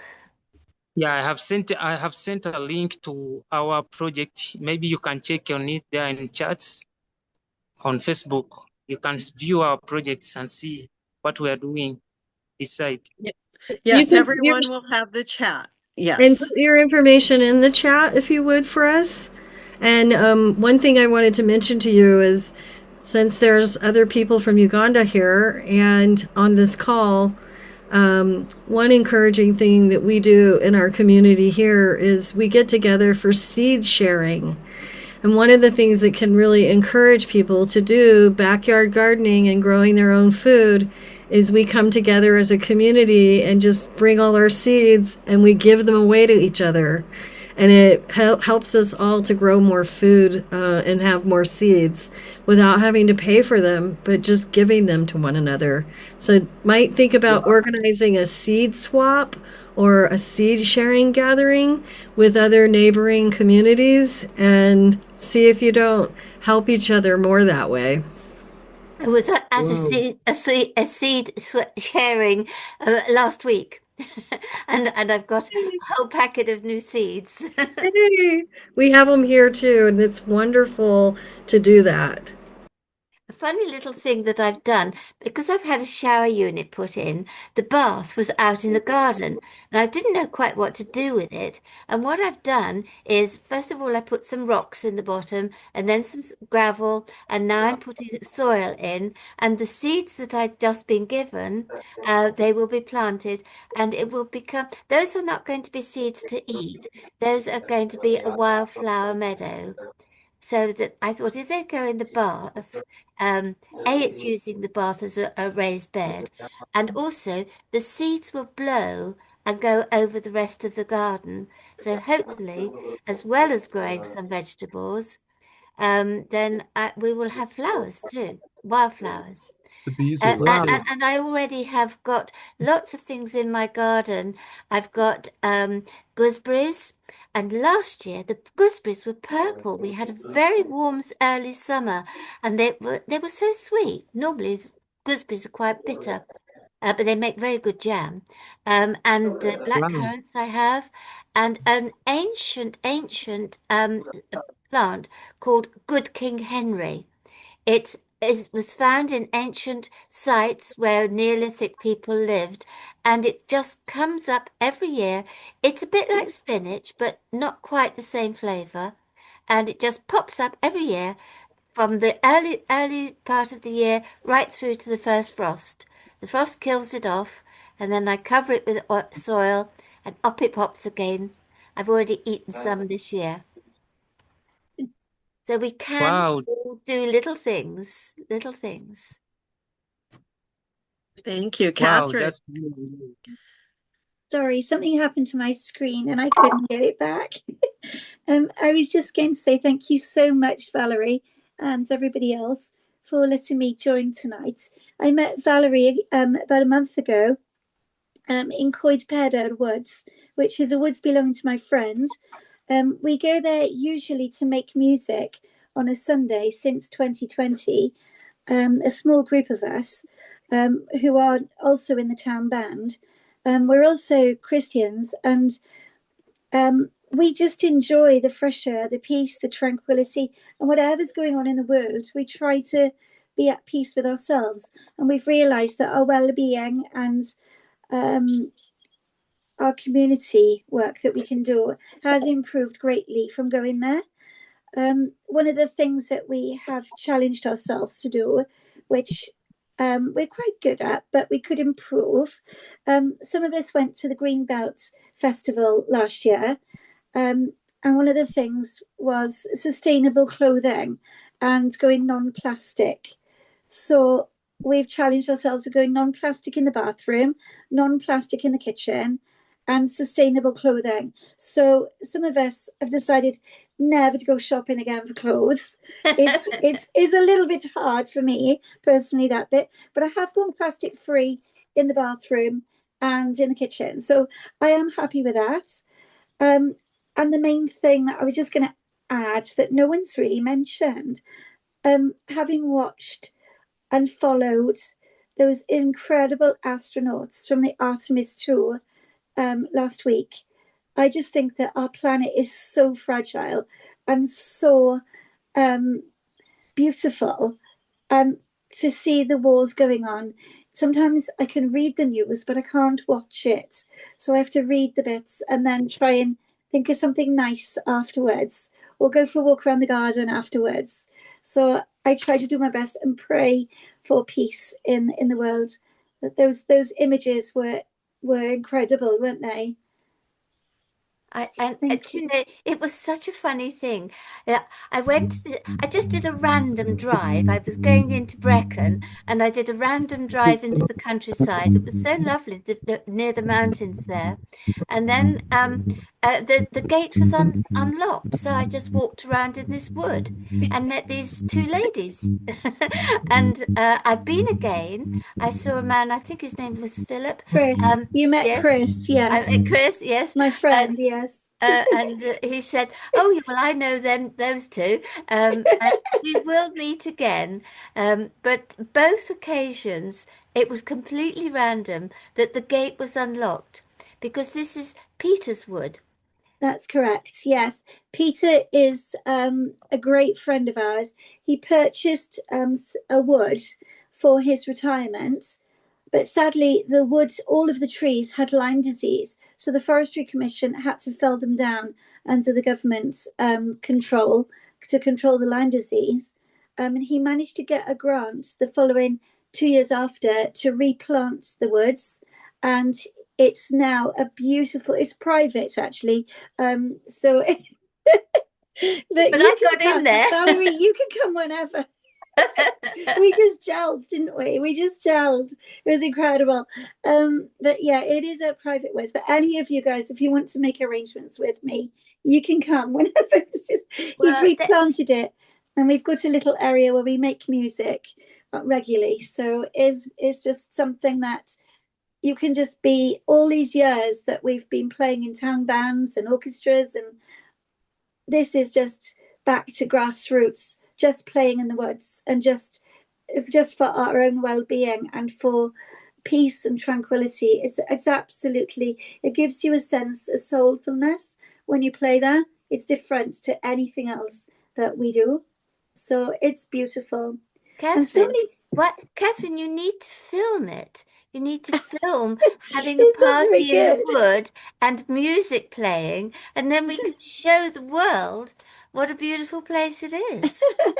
I'll ask Peter on Well, Sunday. I've yet to meet Peter. I'm intrigued to meet him because he's the only person I know who bought a wood.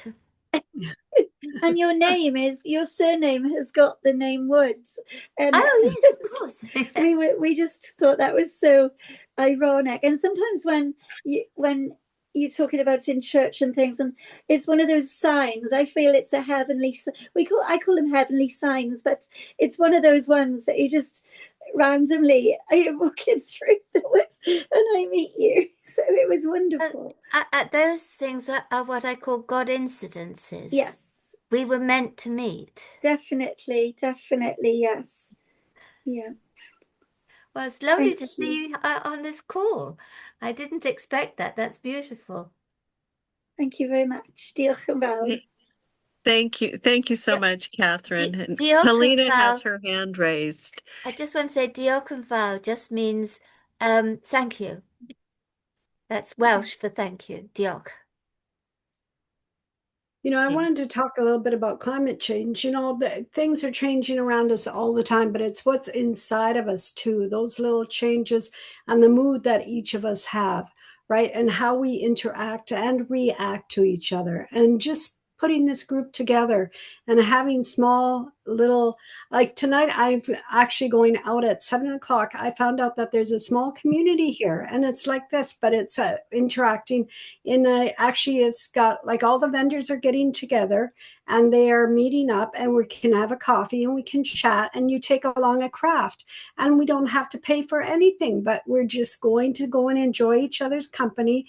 And we're going to, some people are taking their knitting, some are taking their crayons and another one, you know, and it's just amazing. We can enjoy each other's company, but it's when we're all together and just the joy and how we can lift each other up, you know, and other people, they tear each other down. And it's why two people can go through exactly the same thing and yet one veers off and they can be very upset and it's like thunderstorms in our life. And then we can lift each other up and be happy and make something very beautiful out of what we've gone through. And many of us have gone through horrible things in our lives and personal things and deaths. And yet we become stronger. We become more, we feel more love and we understand because we see others going through that. And a part of that is an echo.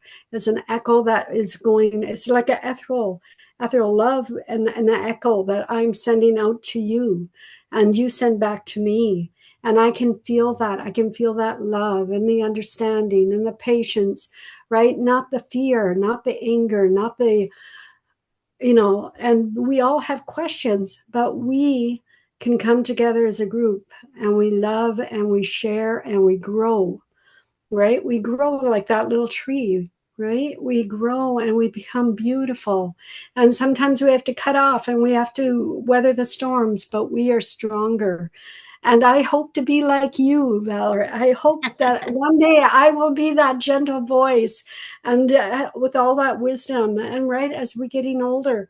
And I know that I'm much different than I was 20 years ago and all the things that we've gone through.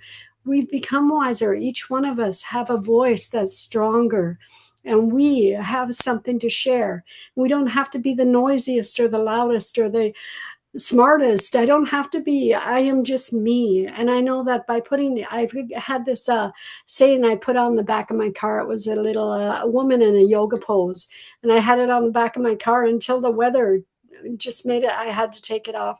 But it was like by being yourself, you put something beautiful back into the earth, right? You put something there that wasn't there before. And each one of you is doing that with me together, you know, and on the sunniest, brightest, most beautiful day or the darkest, saddest day, we are here together to lift each other up, you know, and that's what I'm doing. That's why I'm here with, you know, my Kalina Digital Media, with my Global Grandmothers magazine. We are here to lift and to listen and to shine a light on each of you as an editor, as a digital media person, as a grandmother, as a mother, as a woman. I am here to support and be and shine a light on all of you. And I'm just so thankful to be part of this group and be here. Thank you. Thank you. I've had an idea. Why don't you, not perhaps this evening, but at another meeting, why don't you take a little clippet, as it were, of all of the ladies that are there and what they're doing? It would be lovely to see what they're doing. And these are, we've got girls that are 20 years old, and I've got a man that's in almost 80, right? And so he sits there and colors, and you know what he does? He's got these beautiful pictures that he's coloring, and he sells them for $20 a piece at the vendors. And that's how he maybe doesn't, I don't know how many he sells, but they're beautiful and they're displayed there, and he's proud of them. And it's just something that gives him something to do. And it's like a little farmer's market, right? And we each have something that we're proud of and that we're happy doing. And, it's just, so I've been passing around my cards and talking, and I'm just, it's, we don't know where this is all going to go. It's like there's this big umbrella and we're all standing underneath it, right? And it's like we just keep all of our umbrellas together and we all joining. And it's beautiful. It's beautiful. I think, our family is growing.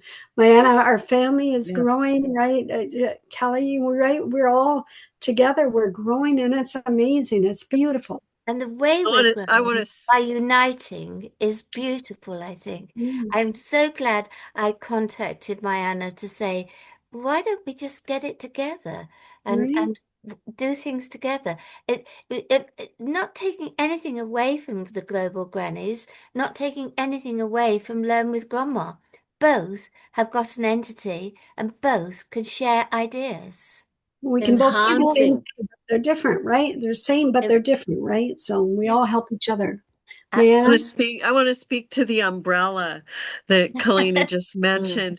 In Peace Production, our nonprofit organization, we have the program Tink's Umbrella.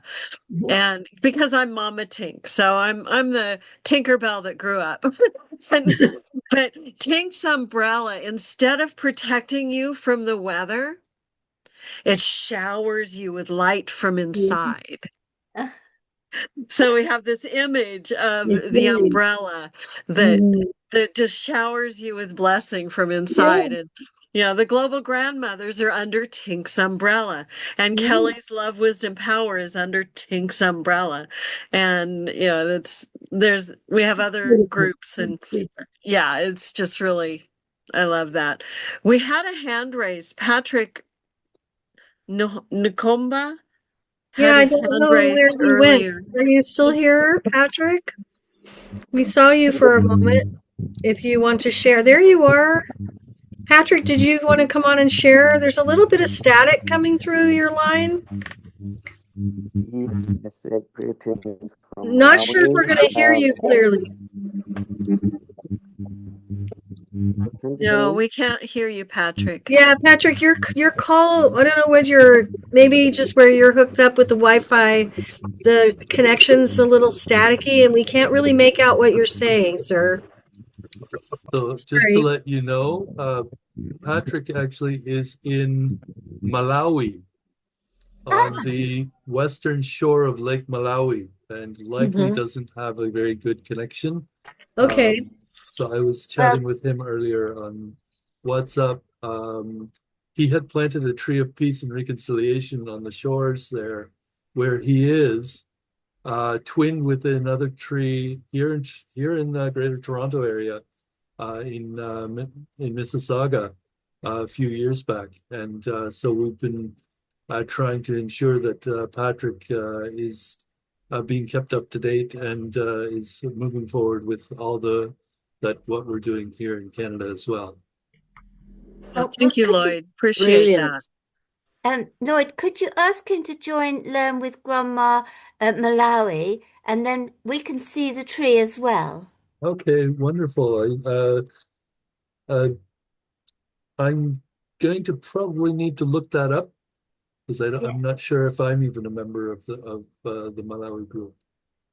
Well, you can always post it onto International, and then I can share from there. Yeah. But as it was the young man in Malawi, whose name I can't remember, he he was the one that gave me the idea, and that ended up me speaking at COP26. Mhm. Oh, nice, nice.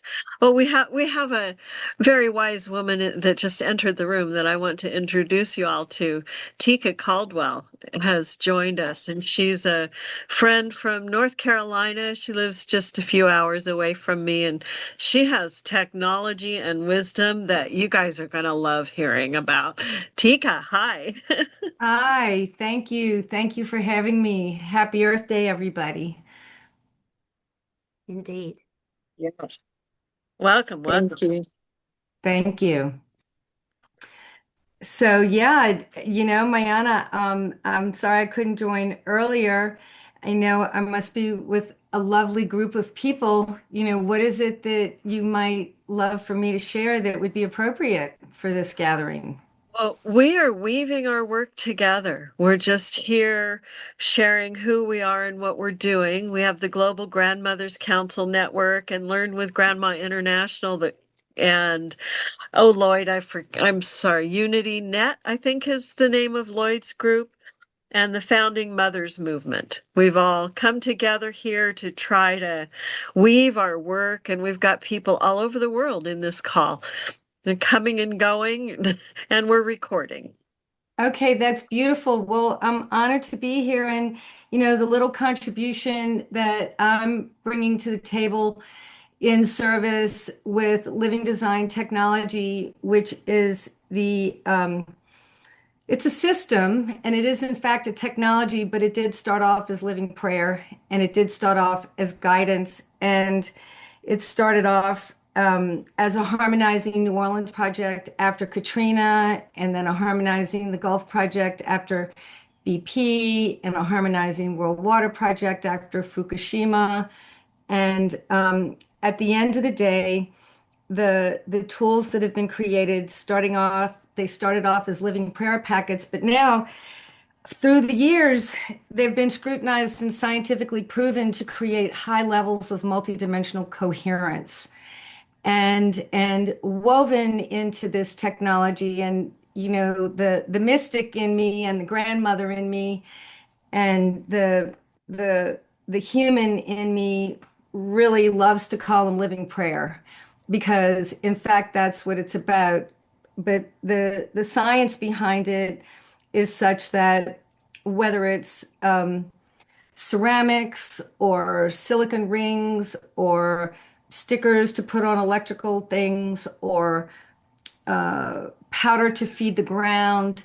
At the end of the day, yeah, they're carriers. It's a substrate that's a distribution element to create grids of golden light. High levels of coherence scientifically is the way I'm being instructed by aerospace engineers and different people that I've met with recently, that if we take the woo out of it and if we just get to the basics of the science, it's a stabilized point of reference that carries all the healthy magnetic frequency information of Mother Nature, or a healthy open human heart, or I like to say the word grace. But in scientific terms, it brings coherence. And when it interacts with a scattered electromagnetic energy field, whether it is a human's emotion, whether it is geopathic stress, or perhaps nuclear radiation, all forms of chaotic energy that's around our environment, Wi-Fi, 5G, all the things, when in proper proportion, it's interactive, and it creates scattered energy fields to become coherent when they're working in conjunction with it. And so, yeah, I did work also right after Fukushima with another organization called the Grandmothers, with Sharon McElwain, and I got an email from them this morning. And we did put stuff all over the world a long time ago. And so it's just an honor to be invited to this group and to meet you all, because peace and working with nature the way nature works and restoring coherence, which ultimately is love and higher consciousness, is why I'm here. Well, isn't that beautiful, Tina? So lovely to meet you. That's exactly how this came about. Initially, it was through searching on a quest to align one's personal healing and alignment in unison and resonance with the healing that was required internationally, globally, spiritually, environmentally, psychologically, across the genders, across the generations, across the ether and through the elements. Wonderful, wonderful, wonderful. And aligning with you is such a great, joyful moment for Global Grandmothers Council Network. And I'm delighted. What a reflection, what a resonance we bring to. Indeed, because I feel like these are seeds and prayers and prayers and prayers and Indeed, prayers that were 100%. planted, Yes. 20 years ago. Oh, And it's been thousands of years ago. yes, indeed, thousands of years ago. And Timelessness evolved. timelessness and Timeless, it's elemental timelessness, flourishing now. absolutely. And so it feels just to me like a miracle. It is a Oh, me miracle. too. It And is it a is miracle. It's nothing holographic less. resonance. And finding Mayana, I was awoken from my sleep. You weren't here when I was sharing earlier. That's how I found Mayana, who had the ability to administer. As you know, she's a very grounded spiritual source of resonance. She and her beautiful partner. And they were headed to Glastonbury. And I was awoken to purvey this. All this came secondhand through a dream. A friend, a Christian friend, a minister, and a politician who lives in St. Just in England, who Okay. rang me to say that my father was concerned I wasn't living up to expectations of joy and happiness, which is what we are all here for. And we are entitled to do that, no matter the shame or no matter how we feel about the status of our lives. Let it go. Let it go. I reinvented my life. I'm now living in a forest by trees, near the elements, creating art and repurposing men's suits and fashion. It's delightful to be aligning with you all, and we are also creating a local community here in a little, I can't think of it now, Coolangatta, which is a town probably 40 minutes away from here, with a young woman that came forward from the global council network that we held with Mariam Khan more recently through Valerie. And it's exponential. It's just, what's the word for mushrooms when they grow? We used to use that. Yeah, Mayana, well, can you remember this? Helium Yeah, to be mycelial. that's Yeah. it. yes. And there's only Yes, one of us, at the end of the day. And to really in resonance and the whole thing is just not working in the physical plane. Right. exactly, It's mental, emotional, spiritual, physical, astral, causal, exactly. and divine. Yeah, In lovely my to meet world, you. to And, create and, grids of and we're golden light. And we're in a Yeah, continuum with each other and with our prayers. And I always want to remind people, because there's so many of us who are here on the earth praying for our future best selves, to be born, to be awakened, to be healed, to come together, to find each other, our families of light, to begin to create together. When you say your prayers, unite your prayers with all of us praying for peace. And it will help create a greater stronghold for what that's we're what's happening. busting through on something big. And it isn't about going to war or battle with what is here. It is really what Buckminster Fuller said. If you want to create something new, build it and make it And bigger they and will come. greater. Everyone will come to it. They will come. It'll be like the big fish eating the little Yeah, fish. So yes. we really need to become a big fish in the sea of this wondering, beautiful idea of what Just is it by to be being, cosmically being, what is it to be human beings together, just, holding that space of love and knowing that we can cross all barriers, all borders, all creeds, all tribes to meet each other in a place of honor, respect, care, and love. a So network, a real network of divine golden thread that connects Lloyd, the Lloyd conduits. has Lloyd has his And hand up. He's Lloyd's had it got the raised for a table. while. Stephanie and Lloyd, Thank you, get a word Lloyd. edgewise. This is a hen party. Oh, well, I actually got a call from my mother earlier. She said to the beautiful weather outside, I should go over. So I'm gonna have to drop off the call soon, but before I depart, I would like to ask something respectfully. So of course, what we are learning in our work is that if communities are to heal, regenerate, and guide technology wisely, especially, they need a strong human and moral center. And for us, that center is often carried by the elders, and especially by grandmothers. So I would like to ask whether the grandmothers here might be open to a more formal conversation with us in UnityNet in the future about what we are calling the role of watershed grandmothers. And so by that, we mean grandmothers and elder women who help hold the human layer, those who protect story, those who guide youth, those who anchor intergenerational trust, and those who help communities listen before acting and ensure that whatever we build remains truthful, relational, and grounded in care. So we're not asking for immediate decision today, only whether there may be openness to a further conversation. And if it feels appropriate, we'd also be honored to receive a short blessing or statement from the grandmothers about the importance of listening, intergenerational care, and right relationship with land, water, and future generations. And that would mean a great deal to us Thank in you, Lloyd. our organization That's as well. beautiful. Beautiful. Yeah, And Thank beautiful you. resonance. Oh, yes. Thank you. And there's a lot Yes. there's a lot of grandmothers in our organization who hold that and are that and be that. And we're oftentimes water mothers. There's whole groups of us in our local community here. We do that together. So absolutely. And Absolutely. we can put Thank our you. information to you in the chat as individuals as well as our head of our organization's network. Yeah. And as Yeah, this request is coming from a masculine energy, we welcome that with open arms because we need to nurture that side and begin the interrelational healing that is going to take a minute. And we need to assert that and make that, refine that to perfection. That's another goal. Thank you, Lloyd.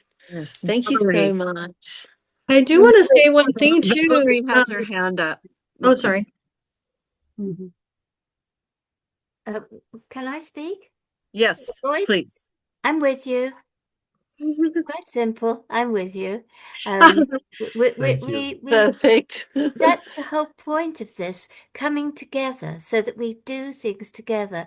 And yes, why don't we talk to the people that you want us to talk to? Yeah. I'd love to. I can be quite a chatter, you know. And we are connected via email.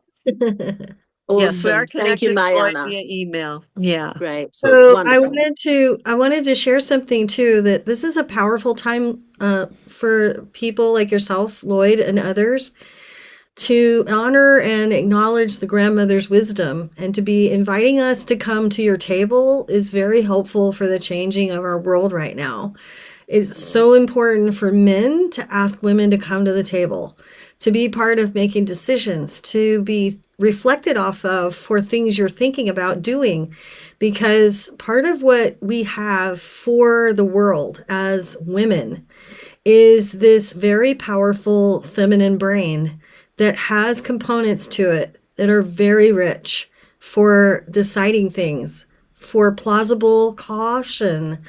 Women have a compartment in their brain for what's called plausible care or concern that men don't have. It's not We in were your just brain. speaking about this the other day. So it's and very, here we are. and we really, what we believe we are thinking or is happening right now is that when the feminine energy of a feminine brain holder comes into a room, okay, I mean, just a woman is holding presence.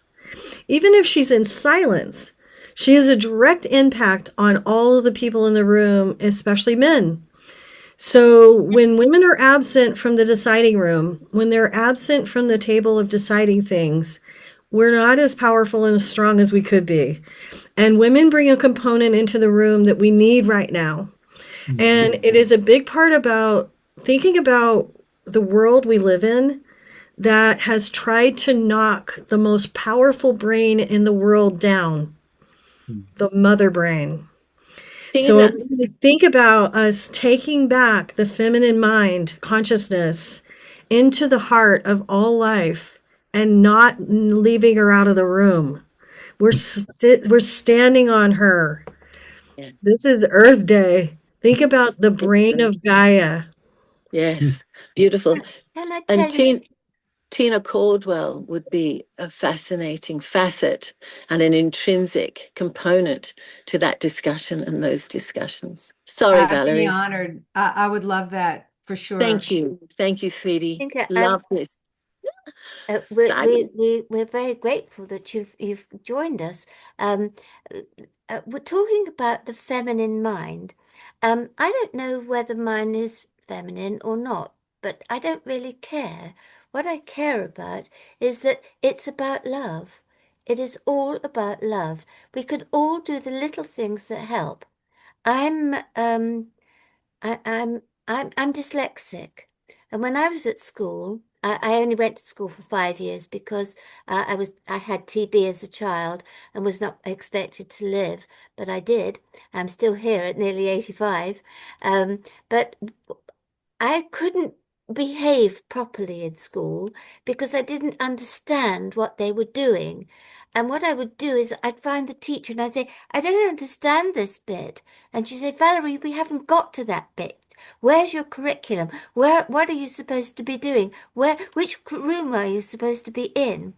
And so I've spent a lot of time playing hooky. I used to go, well, I lived near the beach, so I could go left to the beach or right to school. And at the end of the day, I came top of the school. I don't know how the brain does this, but the brain gives us all ideas. They may be simple ideas. And the heart, because the Yes. heart is more intelligent than the brain. And so Well, when my we, heart's been mended too. I had a triple bypass. Exactly, Tika. Exactly. Yeah, but it is with love that we can move forward. And it's only only. with love that I Only think. with love, yes. And in my journey, I've discovered what my preconceived idea of love was that involved a lot of codependent behavior, unbeknownst to me at the time. Yeah. And through my own personal growth and development and healing and School of Hard Knocks and all the things, I've began to understand a more mature appreciation of love. But I will tell you, my brother Philip passed in 1997, and he was sitting at the computer and he printed a card right before he had a heart attack, and it was his name and his phone number, and he said it's all about love. And then he died. Like Um, like that. And in this room where I'm sitting in 2007, how this all started for me, it was dawn and I was on the other side of the room and I was struck with pink and green and gold light in a pulsation of the rhythm of the heartbeat. And I was told the divine intervention is here. There's so much dissonance in the field, it's difficult for people to connect and receive.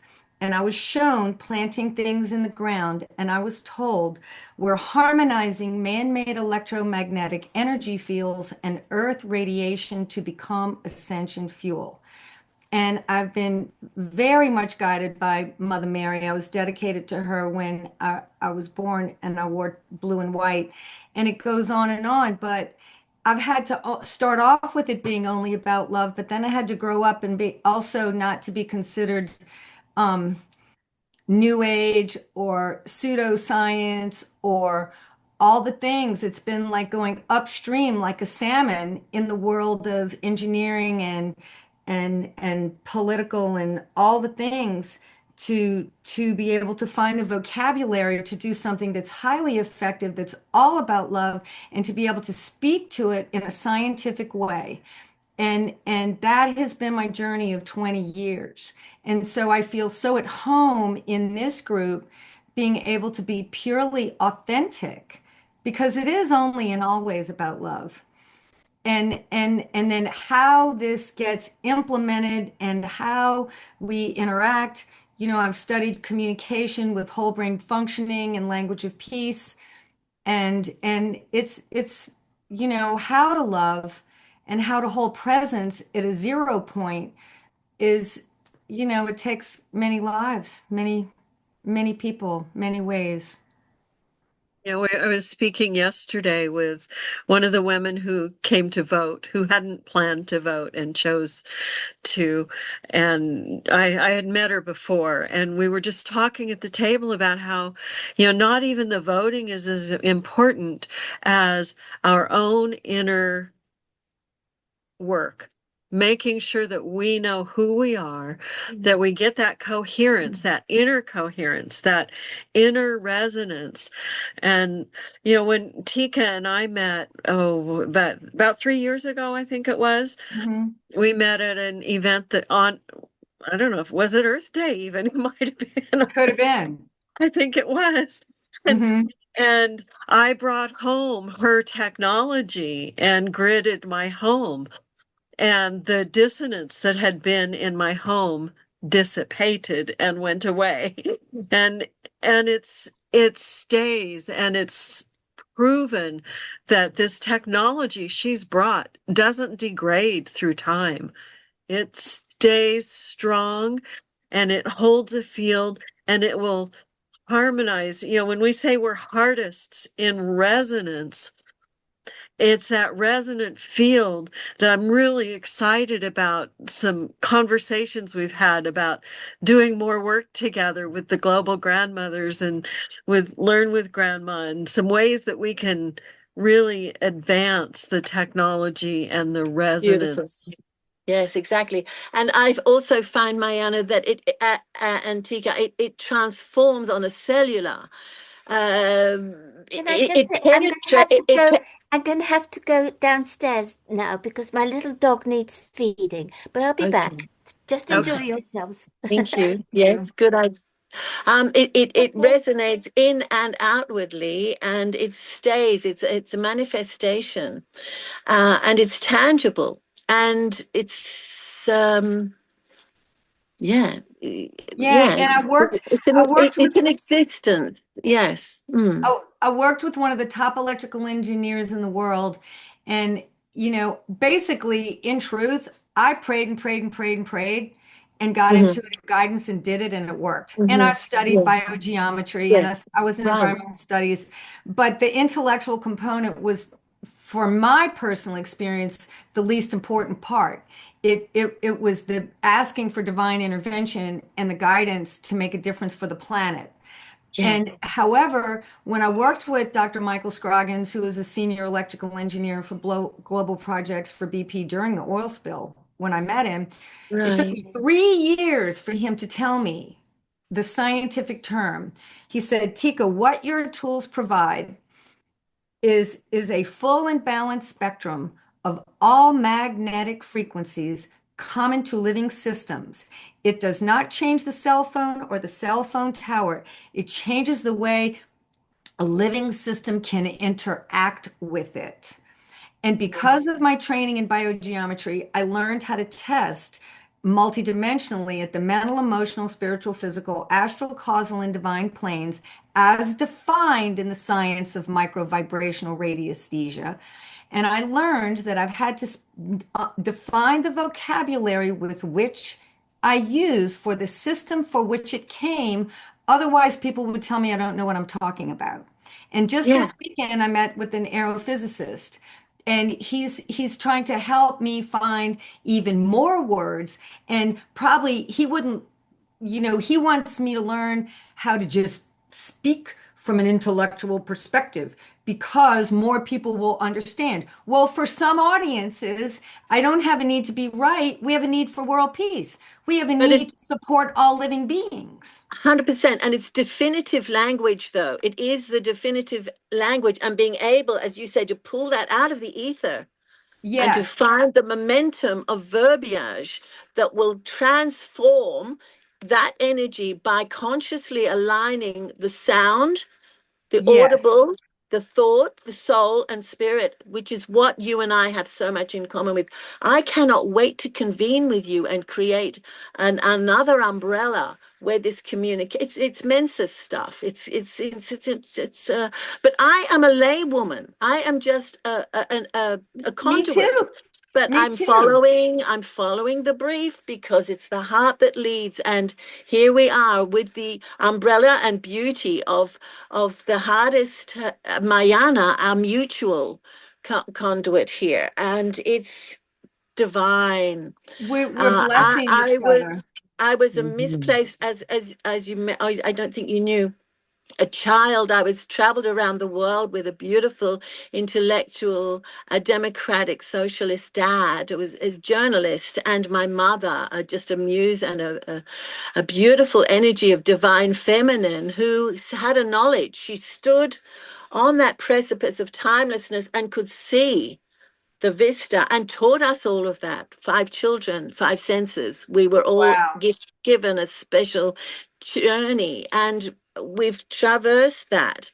I, though, was looking to connect divine masculine with feminine, thinking it was in that situation of marriage that was going to work. 3 marriages later, 20 years in the last marriage, I was able to negotiate through speech and leave that situation and justify my reinvention and create what we are now where we are now here, with aligned with you all. It's been a phenomenal journey.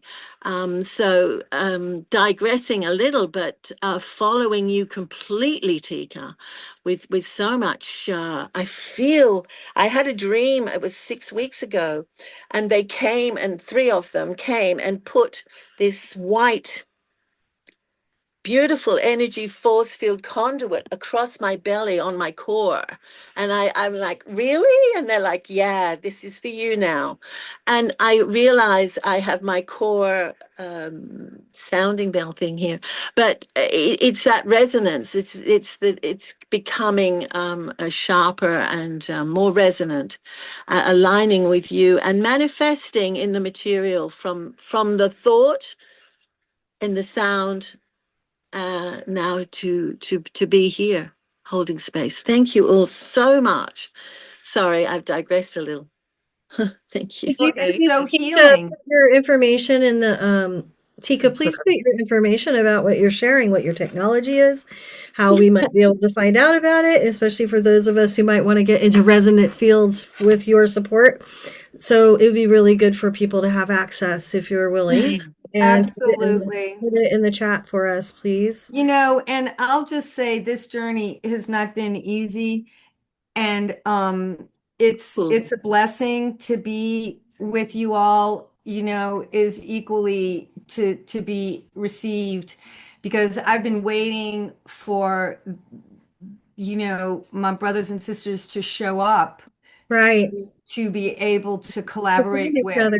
Yeah. And it's happening and it's quite miraculous Yeah, it to, is. Let to the experience. resonance of Earth Day, let the resonance of Earth Day's manifestations of this meeting that was called. Thank you, Valerie, feeding your little puppy fur baby.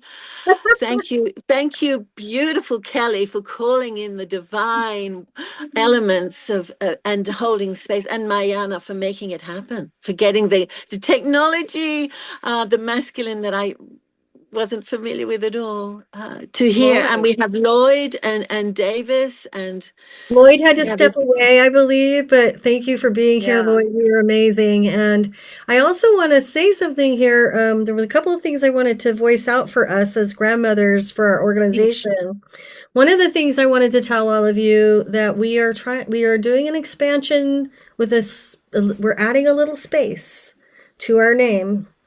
And its purposeful is its purpose and intention is to expand our reach to more women because our organization is not just for grandmothers, it's for mothers. And mothers to us are all women, not just women who have children. So we're adding a space in our name, Global Grandmothers. It's going to now be Grand Space Mothers Network, Council Network, because we want to make that acknowledgement. And I also wanted to share something too that is happening. We've been dreaming for over a year to create a directory. And we're about to meet, our core group is going to meet and receive some information that I believe men are bringing to us, a gift to help us build our directory. And I believe our directory is going to give us a way for all of you, with everything you all are doing, to be able to find each other, see each other, know about one another in one place, which will be really powerful for us as a kind of grandmother spider weaver kind of thing that we have going on here as we bring us all together to raise it up and remember what's lost and what's been forgotten and what's remembered. So it's all really perfect and beautiful. And so I'm anticipating that we may have something soon to step into. And on the place of visioning for our future, we were given a new ceremony that some people, myself and some others in our community, are about to start doing, but I want to share with you about it. We had a vision that was totally open, that was nonpartisan, not about religion, not about traditions, crossed all barriers to invite everyone. And that is to get into a simplicity of consciousness with a ritual. This was a ritual or ceremony that's called the man, woman, child. And it's a community ceremony that we can start doing. So we're writing about it right now and getting ready to actually do it here in Southern Oregon. And as soon as we get one under our belt, we'll share about it. But I'm going to put it out to you because we can all feel this. In the place of really wanting to just come together, and because it's really, we know about love in the heart, we just need opportunities to meet in that are not about anything else. So creating environments or spaces to come together to hold that with each other is a wonderful opportunity to experience it. And it's simple. When the ceremony for intention is for women to hold men first, and it allows men to drop down their walls. Men have been holding up so much, and to allow them to drop down and just feel held. And then women are held second by everyone else in the community, and the women get held by the men after being held. And then we invite parents and we invite children to the middle of the circle to be held. And anyone who's holding a small infant or child goes in with their children. And this is also a place and a space where people who are single parents can ask for aunties and uncles or grandparents to adopt them. Because this is where the community can see, oh my gosh, there's Sam, and he's raising 2 children, and he's by himself, and he doesn't have a wife, and he hasn't family here. I'll be a grandma to those kids, or I'll be an auntie or an uncle to those children. And it's just a beautiful, simple ceremony. It's not being done in any kind of spiritual context other than love and holding each other. And it's such a simple ceremonial idea. And the Divine Mother gave us this idea. I've had a vision of it for months, but we voiced it out to each other, and our community is going to do it. So I invite all of you to do it if it feels called, like when something inspires us and we feel like it's, just pick it up. It's not owned by Kelly because she shared it with you. I share non-possessively everything I put out. So it's like, the divine delivered it. And here's a baby. Let's play with this baby because it allows us to feel our hearts together. And magic happens when we just hold each other for a minute. It's amazing. And I've done this with people, but it's profound every time I've done it, what happens to them. It's Because we're longing to be held and met by each other. Longing. It's what Tika just said it. I've been waiting for my brothers and sisters I've been waiting. Well, we're here. Yeah, And absolutely. we have you. And it might be fun to do this virtually sometime. I'll host that. 100%. Grandmothers. Yeah. Love you guys. That's Yeah, I beautiful, love you Kelly. Thank too. you. That is manifesting beautifully with all that we're envisioning. It's just superb, Kelly. That's so lovely. Thank you all. Indeed. I'm with you here in the love. Big time. Yeah, I want to share. I had another call this morning just before this that even Kelly and Michelle don't know that Peace Production has been asked to be that umbrella for another project that will replace Ticketmaster in a nonprofit model. And this is huge coming out of Yes. New Mexico. And at our next meeting, we'll be meeting the beautiful Danielle, who's bringing this forth to us. And she wanted the grandmothers to be a recipient of this. And so, you know, the world is bringing life that has sprouted and it's blooming. And it's up to us to nurture the flowers that will become fruit and enjoy the flowers that are there for their beauty and aroma. And it's such a joy. You know, here we are, the work is being shared together. You know, Valerie and I've talked about the passing of the torch, and Suzanne Lewis, who was one of the founders of Global Grandmothers, you know, passed a torch before she passed. And it's so important that we see each other's torches and blooms and put them in a vase. Put these beautiful flowers in a vase and enjoy them in our lives and lift them up so others can see them and paint them and photograph them. And if we could record the smells, someday we'll be able to record smells. The aroma of this flower and that flower and how they support one another in that bouquet. It's just, and that's what I feel like this is what we are here today is we are a bouquet gathered, and it brings joy into our homes when we do this. Joy and resonance. Absolutely beautifully said. Mariana, this is incredible. And it's that little space that we allowed between grandmothers where the grace has come in now. It's like a dam wall's gone and it's opened up. More energies infusing. And I went out last night. I live on land here in a little bus right in the middle of the forest. And I went outside, as you do at night, and looked up at the stars and thought, yeah, each star knows its place, holds its trajectory as indeed we do when we are being our being.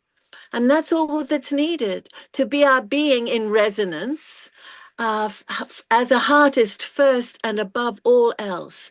That is the divine spark. That is the God within us. And that is the motivation and, as I said, the trajectory. Thank you, Mariana, for sharing. Congratulations to us all, and especially to Peace Productions and you and Andrash for holding that Peace Productions space. How wonderful. Yes, Wow. congratulations. Thank you. Thank you. And she has the network already built. It's already built. She has the funders. She's going to also build to go alongside it. It'll take 3 years, but she's going to build a credit union for the funding to go through. and it's really thrilling. I look forward to sharing that as it comes about. The Welcome back, potential of Valerie. assistance, Yeah. potential for assisting and aiding the communities at large with all of that has so much potential. It's just phenomenal. Yeah. As per, as we are. Yeah. So welcome back, Valerie. Yes, I'm here again. Yes, Yeah. Pumpkin is here too. Come and say hello. There she is. Can you see Oh, the dog? so cute. Yes, she's Yeah. called Pumpkin. She's a little rescue, and Aw, she darling. doesn't like me to be out of her sight, which is nice. Somebody loves me. Oh, a lot of somebody's love you. Love You're it. Yeah, adorable. of I course. hear there's a billion trees that know your Yeah, name. yeah, exactly. The amazing And that's thing is just the start of it. that there was I did a YouTube clip with a professor of building trees. I think I don't quite remember. I know where he is. There's a forest, and he's created a forest on one of the mountains near me here. And I went up, and there was an oak tree which was about 300 years old. And he'd taken one of the acorns and planted it, and it was a tiny tree about this big. And I planted it in the forest next to its grandma. Beautiful. Isn't that Nice. amazing? Yeah, Yes, a grandmother tree with her baby tree beneath her. very symbolic for Yes. us. We need a photograph of that. Well, Well, and I can find it online, and I'll I'll find it online again. Actually, Kalina could maybe mention that. That's a beautiful thing for the magazine, maybe. yes. Well, absolutely. well, and planting trees, one time I was with Amma, and she gave a lecture, and the bottom line was the single most important thing we need to do for our planet is to plant trees.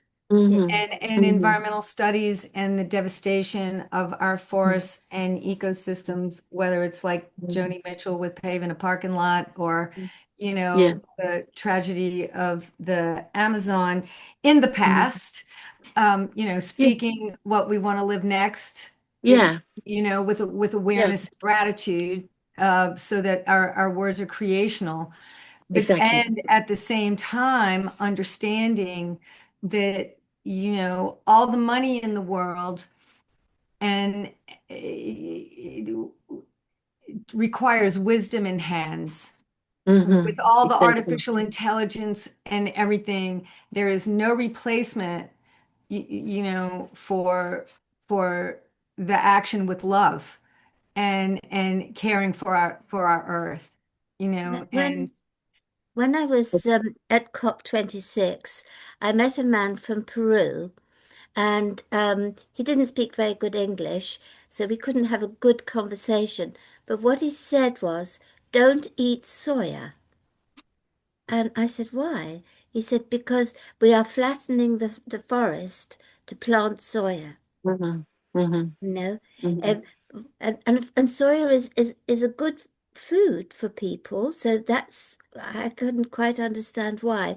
But now, all these years later, I realize that if we don't plant trees, we won't have clean air to breathe. Correct. We That's are right. or putting rain yeah, Or rain. Yes, because it the affects trees make everything. the rain. And Yeah, it's a the cloud. certification, and that's one of the PDFs that I put together. I'm a teacher at heart, and I was a Montessori teacher in pre-K through seventh grade art and science, and You and now the Mayana. life, and so really it's all about the education, but of evaporation, condensation, That's it. precipitation, I remember and that the class. soil sponge. And so trees are connected to our oceans. They're connected to the soil being absorbent. They're the antenna that connects us heaven to earth. There's so much more. And I saw yeah, anyway, to keep it simple, planting trees is a big deal. So thank you, Valerie. Have you ever heard of a lady called Wangari Maathai? She was from Kenya. She was the first woman to get the Nobel Peace Prize for her work within the environment. And she spoke to the ladies in the villages. Oh no, first of all, her mum said to her, "You must not cut that tree down. That tree provides our water." They did cut the tree down, then came along, chopped it down. She went to university, and when she came back, and the tree was gone, and the women had to walk further to collect the water. You see? Indeed, and that's what's happening in the Amazon right now. Yes. The fish I, are caught there, I, the lack of can I water in the rivers. Yeah. Can I just say that I will post on Learn with Grandma International about Wangari Maathai so that you can pick it up. And there's a lovely little film that she did. She's gone now. I missed her by just a few months because I went to Uganda and I could have met her, but I didn't know she existed until I got to Uganda. And a man said, "This is a lady that plants trees." And there's a university in Kenya named after her. She is long gone, but never forgotten Yeah, because beautiful. of the internet, because we can share the films, we can share the knowledge. You see, So important. it We've is. been refurbishing the Daintree forest here in Northern Territory. It's a very old, ancient, virgin rainforest, the Daintree forest. People don't go in there; they're scared of the snakes and so on and so forth. But some people have gone in there and busted it open and have tried to. So my sister-in-law here that lives here with me, this is why I was here at her invitation, has been working with the Daintree Forest with an outfit called Gondwana Land, which is the original name of this beautiful Terra Australis. And they have been buying back acres and acres. People are investing as guardians their monies into the Daintree Forest, and it continues. And can't even tell you how much, but that's something to follow up with. Yes. Obviously, an article in the magazine, the story of the Uganda, the story of Gondwanaland, South America, and various other areas, and put that under its umbrella so we can see the status, where it was, where it is, and where it's going, and how we're improving the water table and the environment and Could, bringing could, back could you send preach. could you send me the link to that? Because I'd not heard of that forest before. Oh yes, of Well, course. I live in Wales. I'll put it in the Learn with Grandmother Australia. There we are. Do a Yes, little that's And you can perfect. put links in the chat here too for everyone. And I also wanted to share with you all, have you ever seen on YouTube, there's a free movie, it's animated, called The Man Who Planted Trees? Yes, Everyone yes. should watch that Yes, film. it's It's the most beautiful. delightful Yes. story, a real Yeah. story about a man who spent his latter years doing just that. And it's amazing to watch just what was born from him. And I got it here, so I'm putting the link in the chat Oh, for all of it's you. so beautiful. It's Yeah. I'll put delightful. it And in, Kelly. I watched that movie Yeah. with my children when I Yes. was raising my kids when they were younger. They're in their 30s now and they're mid 20s, so they're like grown up. And But when they speaking of were younger, we loved it. environment, I must also mention the I'm not sure who the carers were of the national park in America, but they reintroduced the wolf, which reintroduced the eco structure and the Right. river and the animals. I cannot remember Well, for the they've done life it of me. in Yellowstone National Park, Maybe that was it, and they've darling. done it Yeah. in, it's also happened here in Mount Shasta area, Beautiful. in the Shasta Yeah. Mountains. They brought wolves back. So yeah, I know And it's happened more than one place. that's the thing about the frequency spectrum too. You know, you hear that if a certain bird or too many birds no longer live, the ecosystem starts to collapse. And so that's one of the reasons why that full frequency spectrum that we're reintroducing, it becomes so the consciousness of Gaia can make a good copy of a good copy, not a good copy of a bad copy. You know, we're not mimicking, we're literally reseeding and reintroducing that full frequency spectrum. Yes. So that all these other things and the consciousness of people can raise to be more and more inspired and empowered for all these wonderful things. And you know, bringing the all mothers and all humans, you know, because everybody's a child, and into the conversation to empower and include. I loved what you shared, Kelly, about the embracing the men. You know, I have a 43-year-old son, and he's just talks often to me about where the consciousness is of so many women his age that are kind of missing the boat. You know, that men have been put in a box, let's say, in an equally destructive place. Oh, yeah. And for us as humans, because in truth, it is the inner alchemy of the divine feminine and the divine masculine and that heragamic union, not transgender stuff. That's the absolute equal opposite distortion of the truth, because ultimately it's qualitative energy, you know, the divine feminine and the divine masculine. And I believe that I am understanding that we're in a time where the healing of the divine masculine at this moment in time is as equally important as the divine feminine. And to make it one or the other is to go back into the polarity consciousness. Absolutely. Which is why Absolutely. your share, Kelly, was just extraordinarily beautiful. Yeah. You know, It's and important that functional. we heal both. And this is the whole thing about the wholeness of life. Whole existence is healing.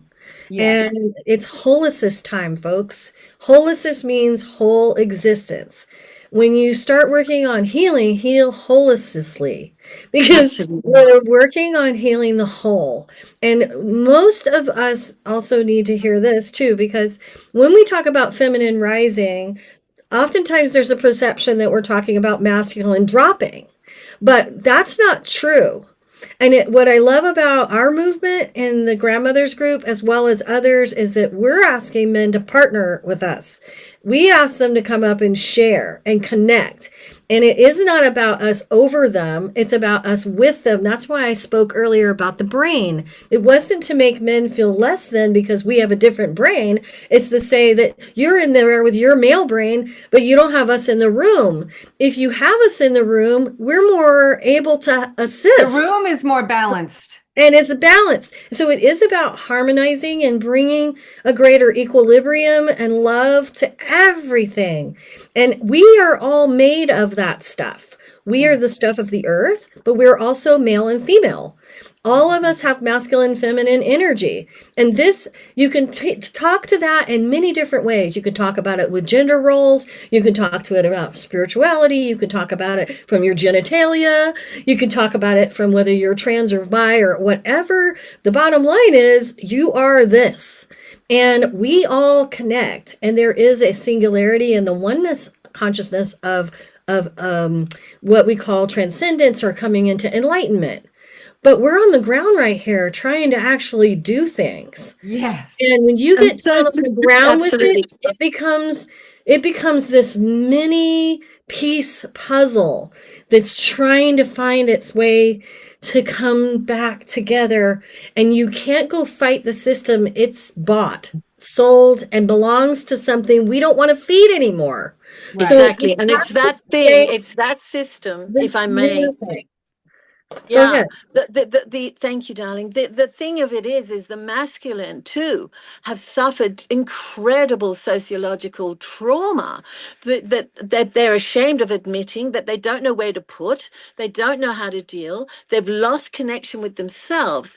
And if we go into the children that are looking with this transgender business, they're lost souls wanting love and acceptance, and they don't know whether divine feminine or divine masculine is the path. They're confused souls that have arrived here, and they are the consciousness of the confusion manifested. And the thing of it is that the beautiful, gorgeous men, those warriors that want to defend our space and grace, have been pawns in society, sociologically being lorded over by the powers that be, and being manipulated, completely degenerated. And after the wars, when they came home, did they have anything? They had alcohol. They had a love if they were fortunate enough, but they couldn't accept. And she was what? Cooking meals for him. That was her way of showing. And the roast dinner on Sundays, the barbecue on Saturdays. This was the love language, that limiting, but it was a conduit. Let's forge ahead. Let's heal those beautiful boys, your son included. You know, the three men I was married to, I tried on my own little world to do that. You know, I have three daughters, but, you know, my son-in-law and I talk. There's so much healing that needs to go on in the male area, and we need to welcome them in here and make them feel at one, because it's the beautiful. I have a friend, the first boy I knew, he's in touch, you know, and he is about, he is very masculine, and he's very open to all of this. And Andrash, another beautiful example. And I'm sure there's thousands of millions, and there's beautiful Davis and Lloyd, and, you know, children and sons. They need guidance. I have two grandsons. You That's know, true. I just, Yeah, yeah, we all they've have got nowhere sons. to go. I They have need two to. sons. I have two sons as well, and I'm sorry to Perfect. interrupt, but I have to leave, and I want to make certain I just give you all a big hug before I go, from this butterfly woman, this butterfly bear woman, this mama, that I am holding a big space of love as an all mother. Many of you are all mothers, and all mothers are the ones of us who are holding a love for all life, all of it. So I'm here with all you mothers who are holding love for this world, for the system we are going to birth and create that will hold love for all of us, and for uniting in our healing journeys together and finding our way to one another to support each other. I love you all, and thank you all for letting me share with your hearts today, and for being here for this beautiful Earth Day. And I'm on my way to go and be in service to a heart. I love you all. Blessings so much. Thank you, Thanks, Kelly. Kelly. Thank you Thanks, so Kelly. much. Do Love you, share. darling. Do share before you go. Do share. Has she gone? I'm here. Oh, Go you're She ahead. still shared there. in the Yeah. chat. She did Just share in the share chat. something on YouTube, not on YouTube, on Learn with Grandma and on the Global Grannies. Something of what you have got from this meeting today. Yes, I will, lovely. I will do that, lovely. And thank you so much for your precious voice and your adorable heart. And thank you for not dying and being here and staying. And just keep doing that. Okay. I'm not in any rush to go. I am Good. slowing down. Stick around. We Good. love you. Yeah, we need Be you. here as long We as love it. possible. We need Your all of white our light. granny warriors, the, warrioresses. Thank you the, so much for all you spoke and all you shared today and every day. we can all have Thanks, Kelly. ideas, and if we share those ideas, things grow. Not just Love you all. trees, but people. I want to All return can to grow. something Tika said about not recreating from the broken patterns. And we've been talking about transgender, and I want to speak to this because when my children were very small, I learned about the chemicals in our water and in our air that were turning frogs from boys into girls and affecting their DNA. And in that moment, I knew, I said, this is going to happen to our children, and they're going to blame the children for being this way. And this is what's happening now, is some children are being born with broken DNA and broken genetics from the pollutants in our air and water. And our government and the people in power are telling them they're wrong when when it's that pollution that created this mess. And it's not, each body is having different immersions of this, and some of them do carry both sexes in their body physically.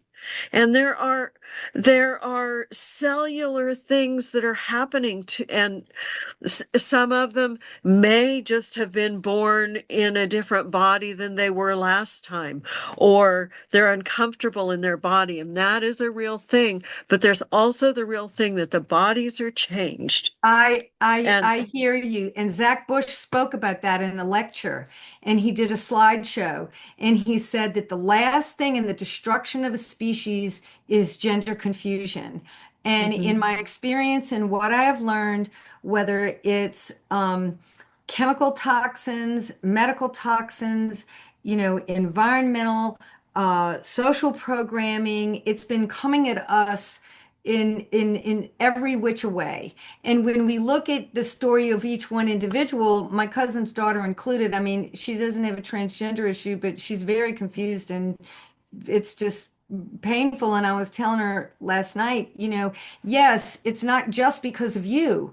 It's because there's been this whole system of the onslaught for the separation of the Yes. brain from the soul and the heart, and the Yes. confusion of life, Yes. so that whoever can control the mind can control the soul. And that's what Yes. we're taking back. And that's why the prayers and to claim our space and to ask for the divine intervention is imperative, in my Yes. opinion.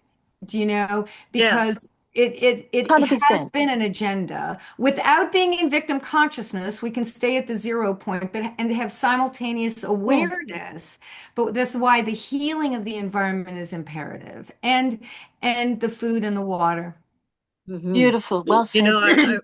Tika, could you post get hold of that gentleman and post something of his speech, or I'll see what I can find and let you know.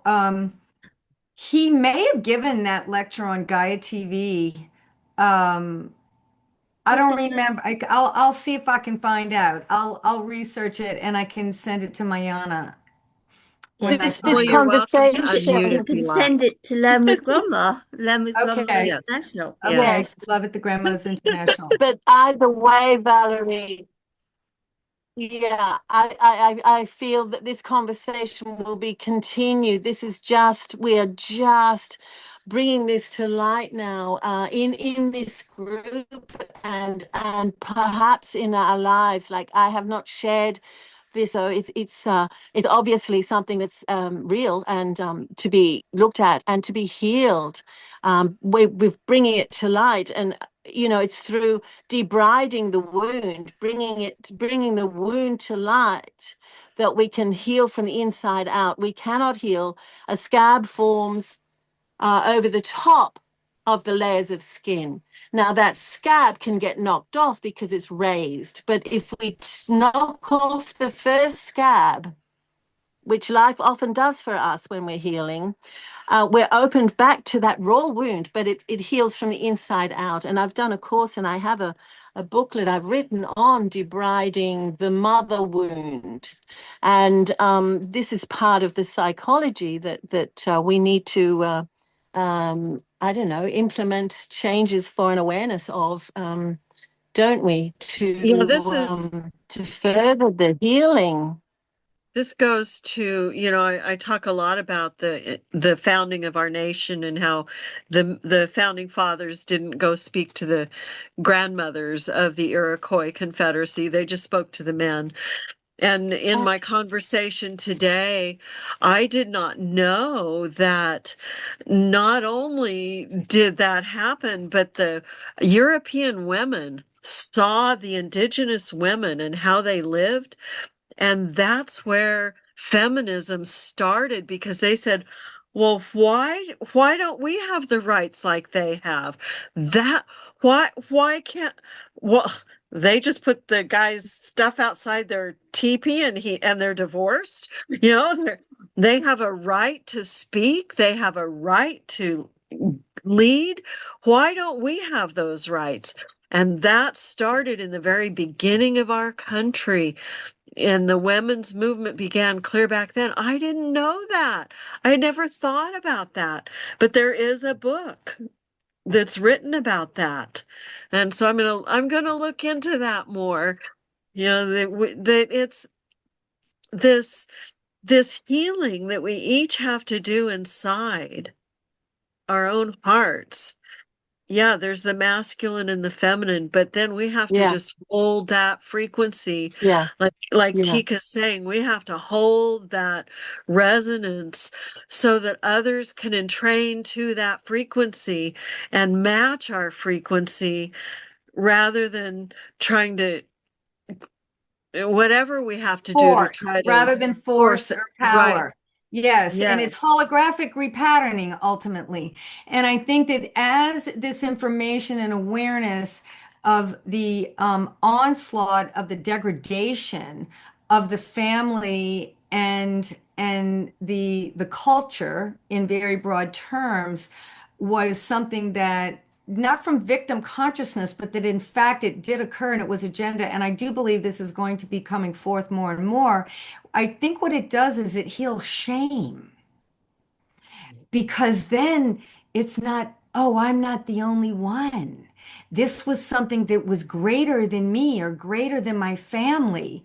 And then that's where the healing comes from the inside out, is the liberation of shame, because that's the lowest vibration, and guilt and fear and hatred. And so when there can be a greater understanding, the story of every individual's path certainly is theirs to unwind and to transform. But I truly believe that there's a collective shame that Yes. that has been experienced unbeknownst to the collective.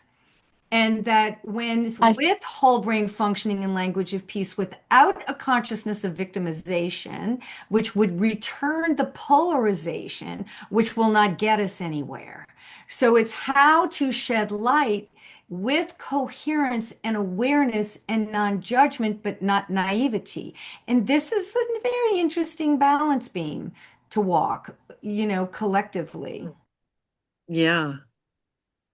Good to see well you, said. It Pamela. is a balance beam. Would you like to join Yeah, hi, our Pamela. words? I'm writing frantically. There is so much that I'd like to say, but um, again, you've heard me speak of caution, and I'll use the word cloaking.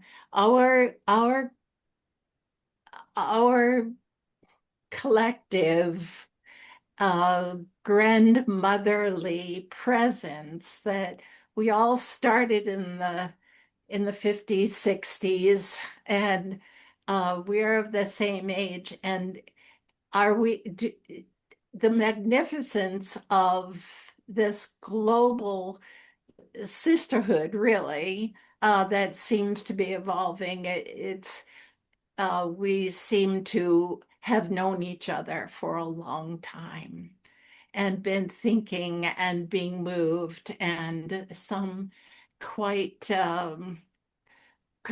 quite courageously have already been speaking.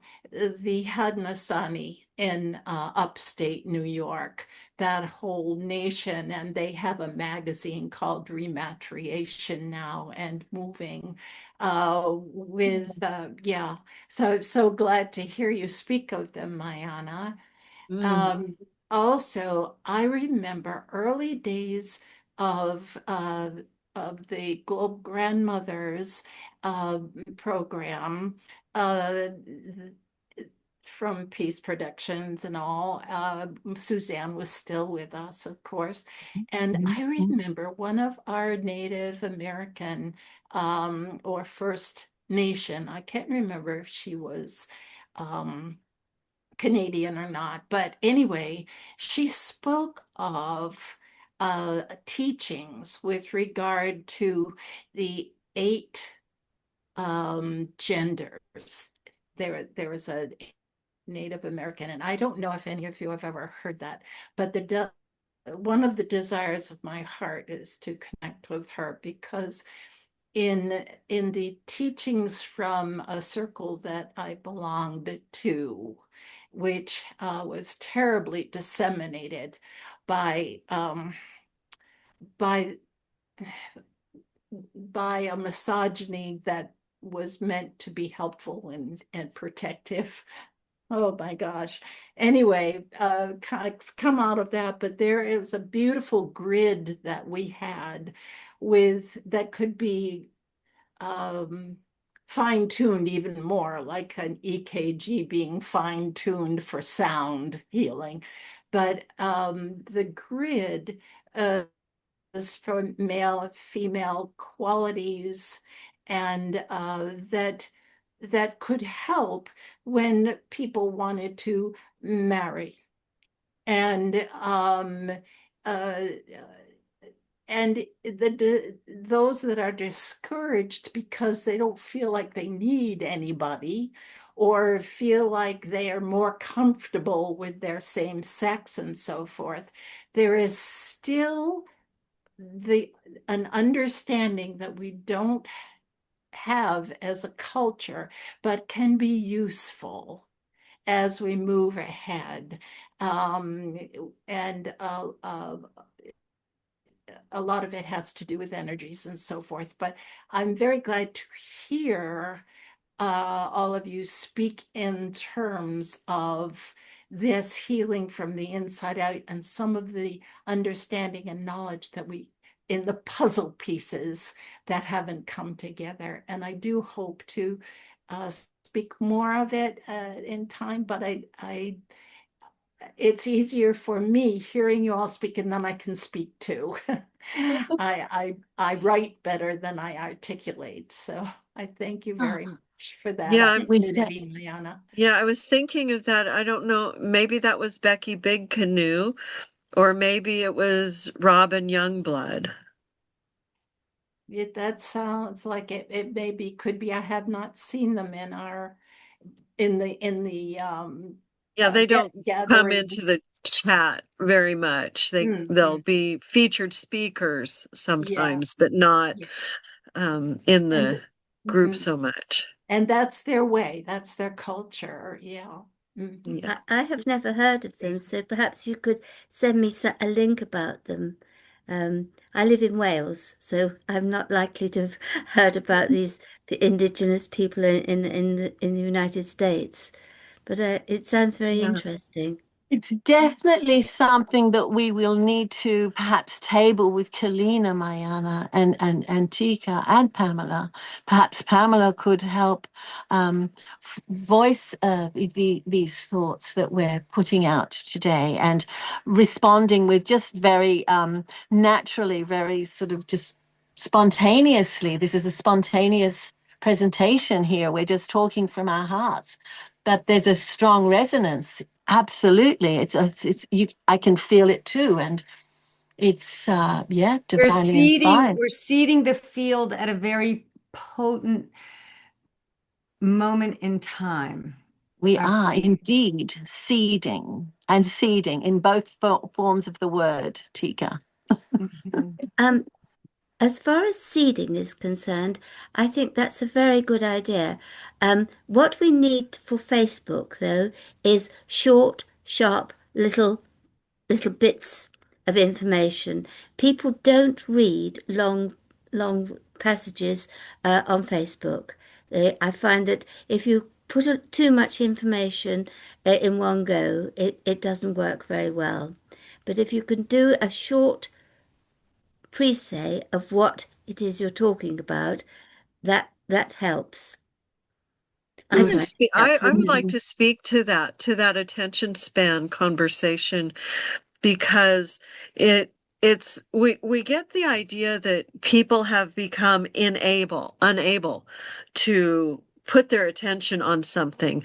And yet we're seeing that there are things that, especially speaking between male and female, there are places where men are spending a lot of time and attention.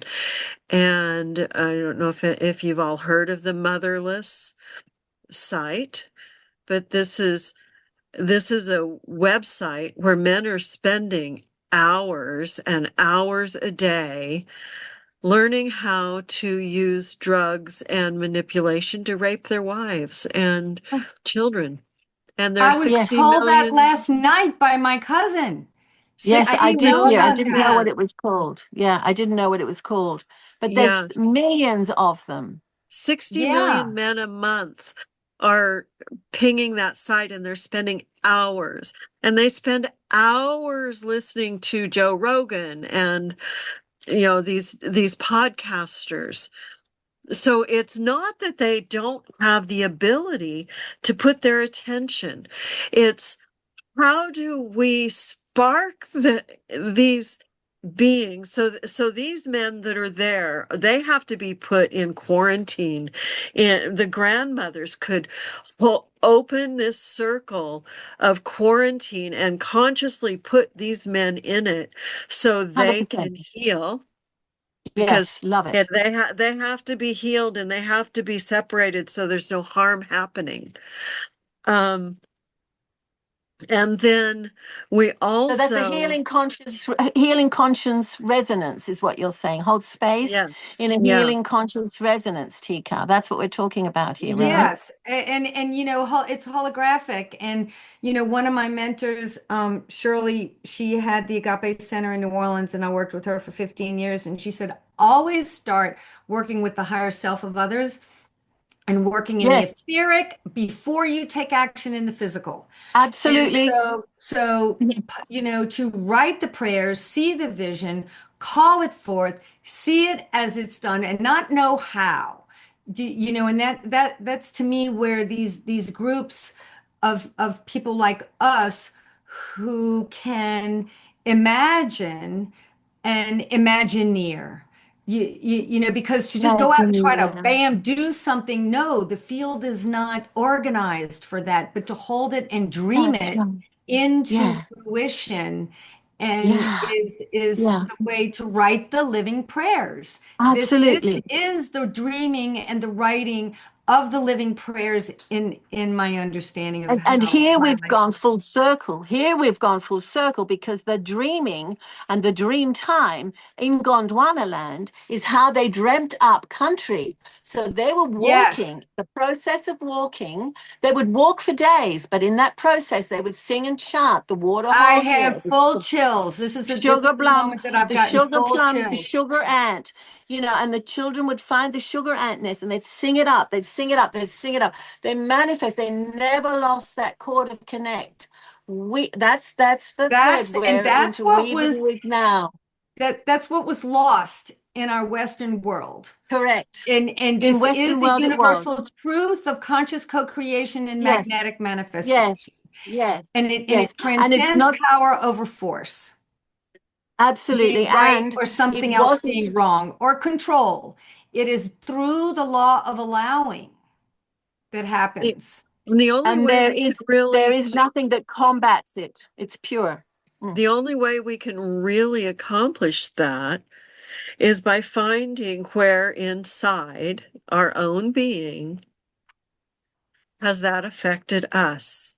Mm-hmm. And from that place of where that affected us, I know where it affected me. I'm feeling it all over my being with my three brothers that I had that were Mm-mm. abusive. That from that place and that compassion and love for these beings who are just broken, they're just programmed broken, Mm, and they need healing. So mhm. from there, we can create this realm in the hologram, in the energetics. Well, that's what Ho'oponopono is. Right. Yes, We don't. exactly. It's pure Ho'oponopono. Yeah. Pure That's it. Ho'oponopono. And there we're going back to again. I happen to have the Pacific Island genetic in me, and that's maybe why I'm helping transition this, because my great ancestors are calling me in, and they said, never forget you're an island, never forget you're a Pacific Island. They come in, they keep reminding me, and my friend Charles, who has the dreams and visionings of them for me, my Merlin in St. Just in England, keeps saying, don't forget you're an island girl, like acknowledge. So thank you, Tika, because saying the Ho'oponopono is absolutely key, because it truly is. And the work of and the Professor dream time. Keelan demonstrates it, with the group of criminally insane people that he healed without ever seeing them, just reading their file and taking 100% responsibility for what inside of me has this connection or awareness, so that I can ask for the divine intervention for this healing. And I'm sorry, I love you, forgive me, thank you. But it's not from a place of blame. It's a place of willingness to call in conscious co-creation and magnetic manifestation. And I worked with the Hawaiian shaman Papa K, and I also had he told me, that was one of my gifts, was Ho'oponopono. And he said that, my Hawaiian name was Uluwei was the mist of the rainbow. But how do you know this when you get born? You stumble into these little things of We don't get a reconstructing, handbook. and we all get to reflect back and forth, but the path is there. The way is there. The way has been shown.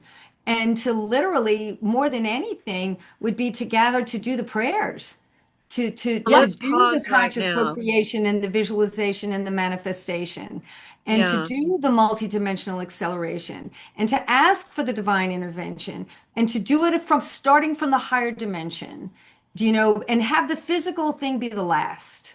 Let's pause. Yeah, let's pause right now. Let's do that pause. Let's take that pause and take our hearts with all these words that we have spoken, and all these feelings that we have felt, and all these ideas and concepts we've resonated with and not, and just pause in that field and observe that space creating. And with each breath, just observe.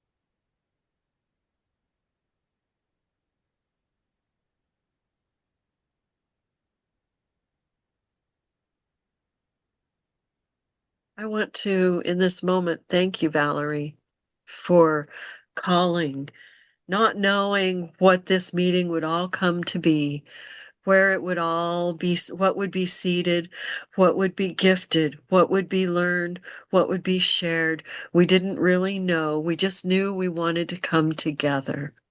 And this is power. This is strength. This is love. This is responsibility. This is connection.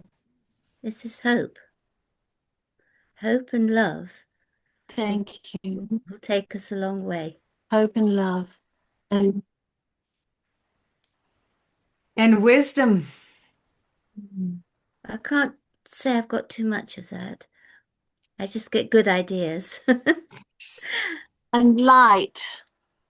And love. And happiness. And light and love and happiness. Yeah. Yeah. We I do feel, oh, go ahead. we do have a beautiful world.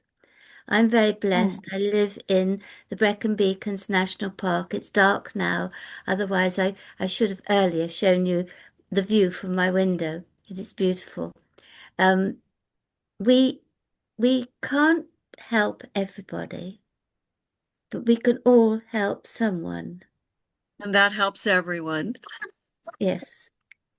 And when we help ourselves, we help everyone.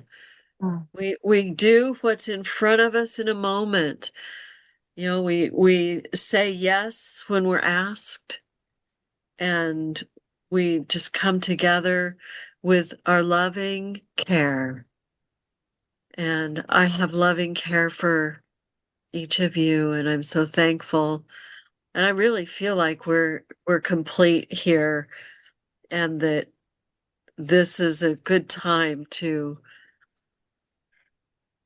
We're not going to close because there are some people here who haven't spoken, and I would like to hear what they have to say, and not to dictate to them what they say, but to say it with love and conviction. So please, Diane, would you like to speak? Or Glenn? We just have Diane and someone Glenn. who's not spoken. Those two, Diane and Glenn. If either of you would like to join us and share some words. Tell us where you're from and what your feelings are of this meeting. If it's helped you or not. And then again, they may not be fully present. They may just be. Are they muted? Well, they don't have video or sound on. Diane is part of the Founding Mothers, and she may be multitasking. I don't know, Glenn. Oh, there you are, Diane. Hi. I had just gotten a call, so I was answering that, but I have been listening all this time. Well, it's nice to meet you, Diane. Thank you. Would you like to share anything from your responses to what you've heard? Well, I was just looking, I had never heard of Ho'oponopono before at all. So I was looking that up and I love the idea of planting trees, grandmother planting trees. And so this has been interesting. And I just love the fact that we're all working together for peace. That is what my whole life is right now. And that's my goal. So anyway, I've enjoyed it. Diane. But my granddaughter just walked in, so I'm going to get off the call actually now because they're here. So right. Thank you, Diane. Much love. Could we just see your granddaughter? Oh, here, Ellie, come here. Oh, I've got an Ellie. Oh, Eleanor. She's an Eleanor. Can you see? Hello, Eleanor. Yeah. Hi. And okay. Hello. Here's another one. They want to see. Oh wow.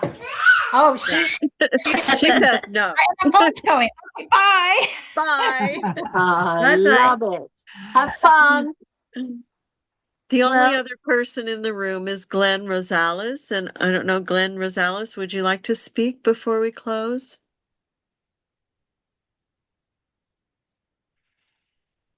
I'll give a moment.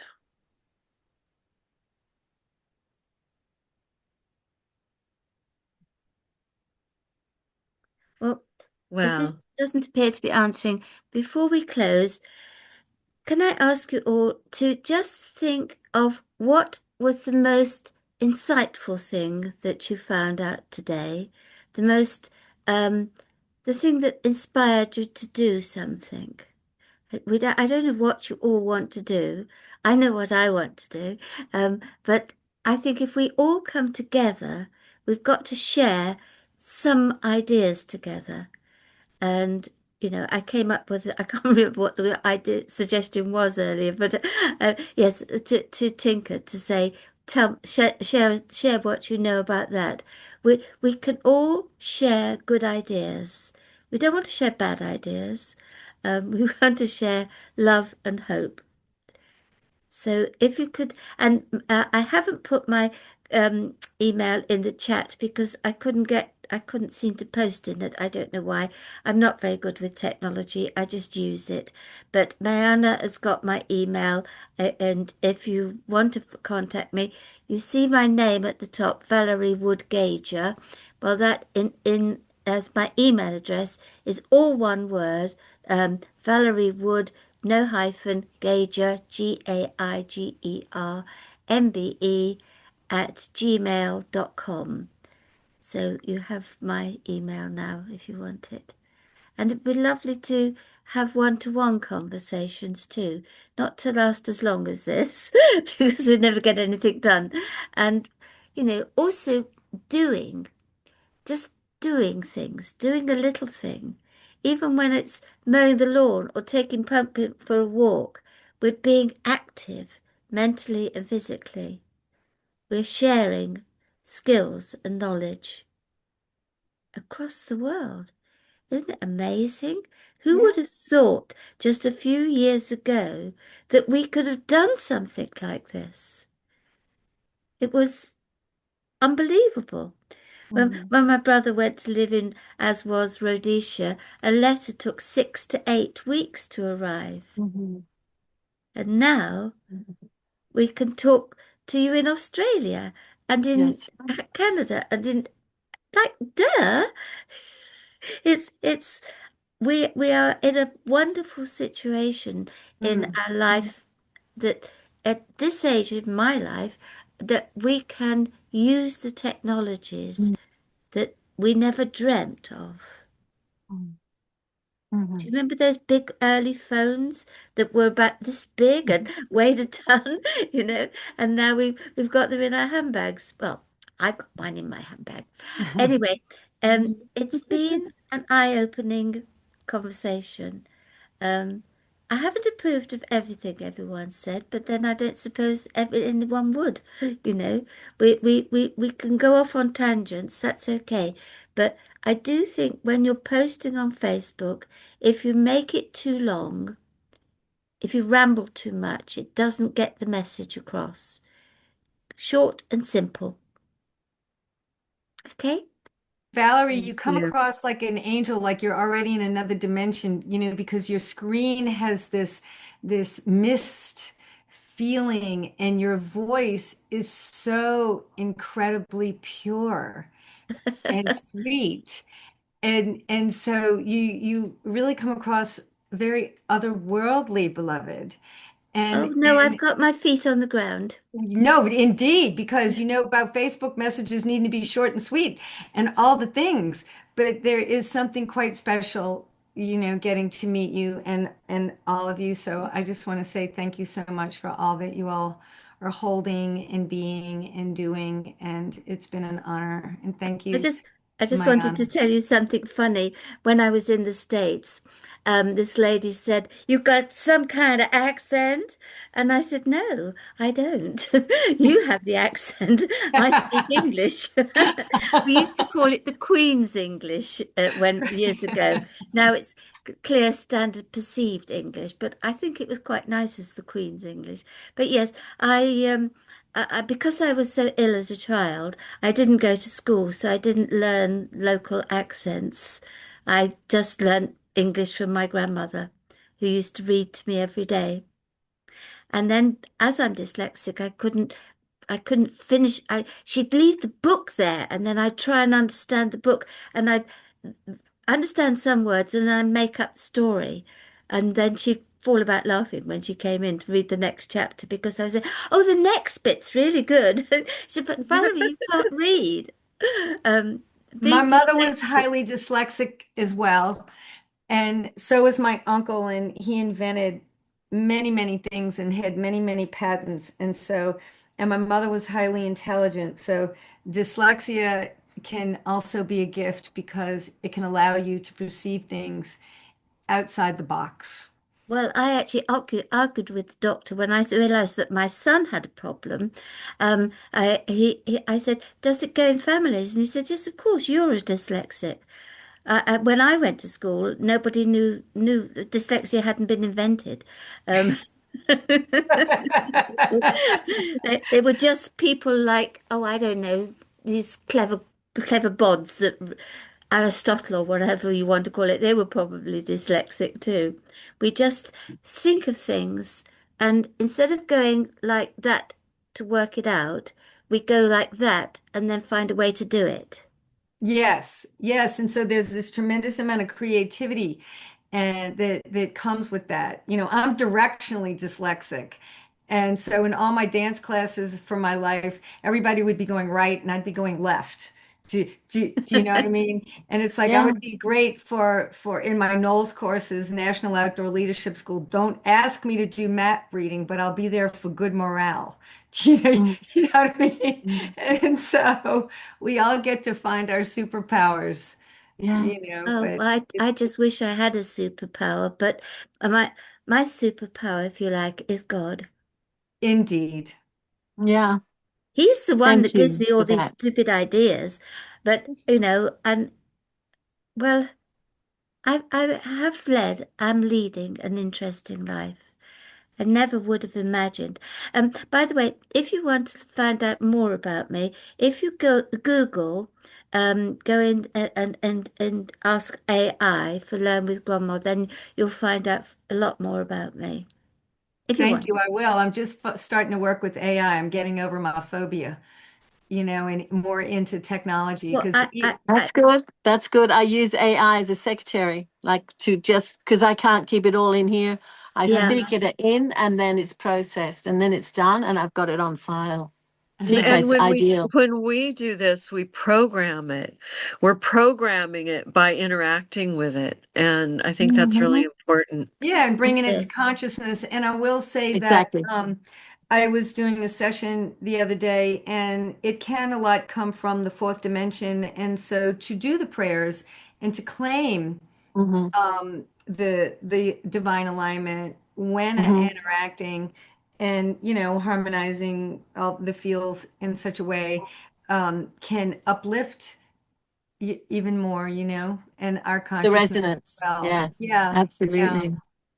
Well, beloveds, Well, I must run, but Yes. thank you Yes. so very much. What an honor and a Thank joy and a gift. you. well, Thank you, Such a Michelle. I, Oh, Thank such a you for being privilege to be with present. you. Thank Mariana, you. Each can I May just one. I say, Mariana, can I just ask you, it would be very helpful for me if you could send me a list of everybody's email. I'll do that. Well, thank you. I Yes. And just wanted to say what a privilege it has been today. Okay, I got up before the sunrise, but you know, it didn't Good. even register on my cellular. I am so blessed with this calling, and you know, I'm so excited to see where it goes. It keeps expanding. Mariana, thank you, darling, for being the instrumental one to make this all, put it all together, and uh, Tika, it's been an absolute joy to meet you. It's stretching my boundaries beyond boundaries. And Valerie, darling, you are a light to us, a golden light that keeps giving. Amazing. And a little pumpkin. yes, I will keep the Much spark love. going. I'll keep the spark going as long as I can. But we will all die. And let's not let the concept of what we're creating die with us. It won't because it is connected. As you know, my ancestors It's have come living. through the portals. It's alive. Yes, It's And eternal. What we're creating, it's not is eternal. defined Yes, here in it this is. realm.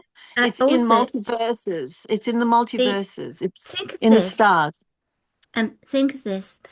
Do you remember the name of the man who started the Red Cross? You've mentioned this Yes. before, but I don't remember his name, but the point is that now, with the technology, the Red Cross, Rotary, things like that have grown around the world. They don't yes, remember the name of the person that started it. it's I will be forgotten, but yes. the concept will go on. And The that's what, energy, the yes. energy The work, goes on. the Yeah, work the work and the continues. energy. Yeah. So we will say Nostar in Welsh, good night in English, and it's been a very interesting and lovely evening. Love Blessed to be. us all. Blessings. Blessings. Much love. Thank you. Thank so you much. all. Bye. God Bye bless. bye. Peace and love. Don't forget that email address, I will. Liz Payne. I know you won't because you're a Yeah. clever girl.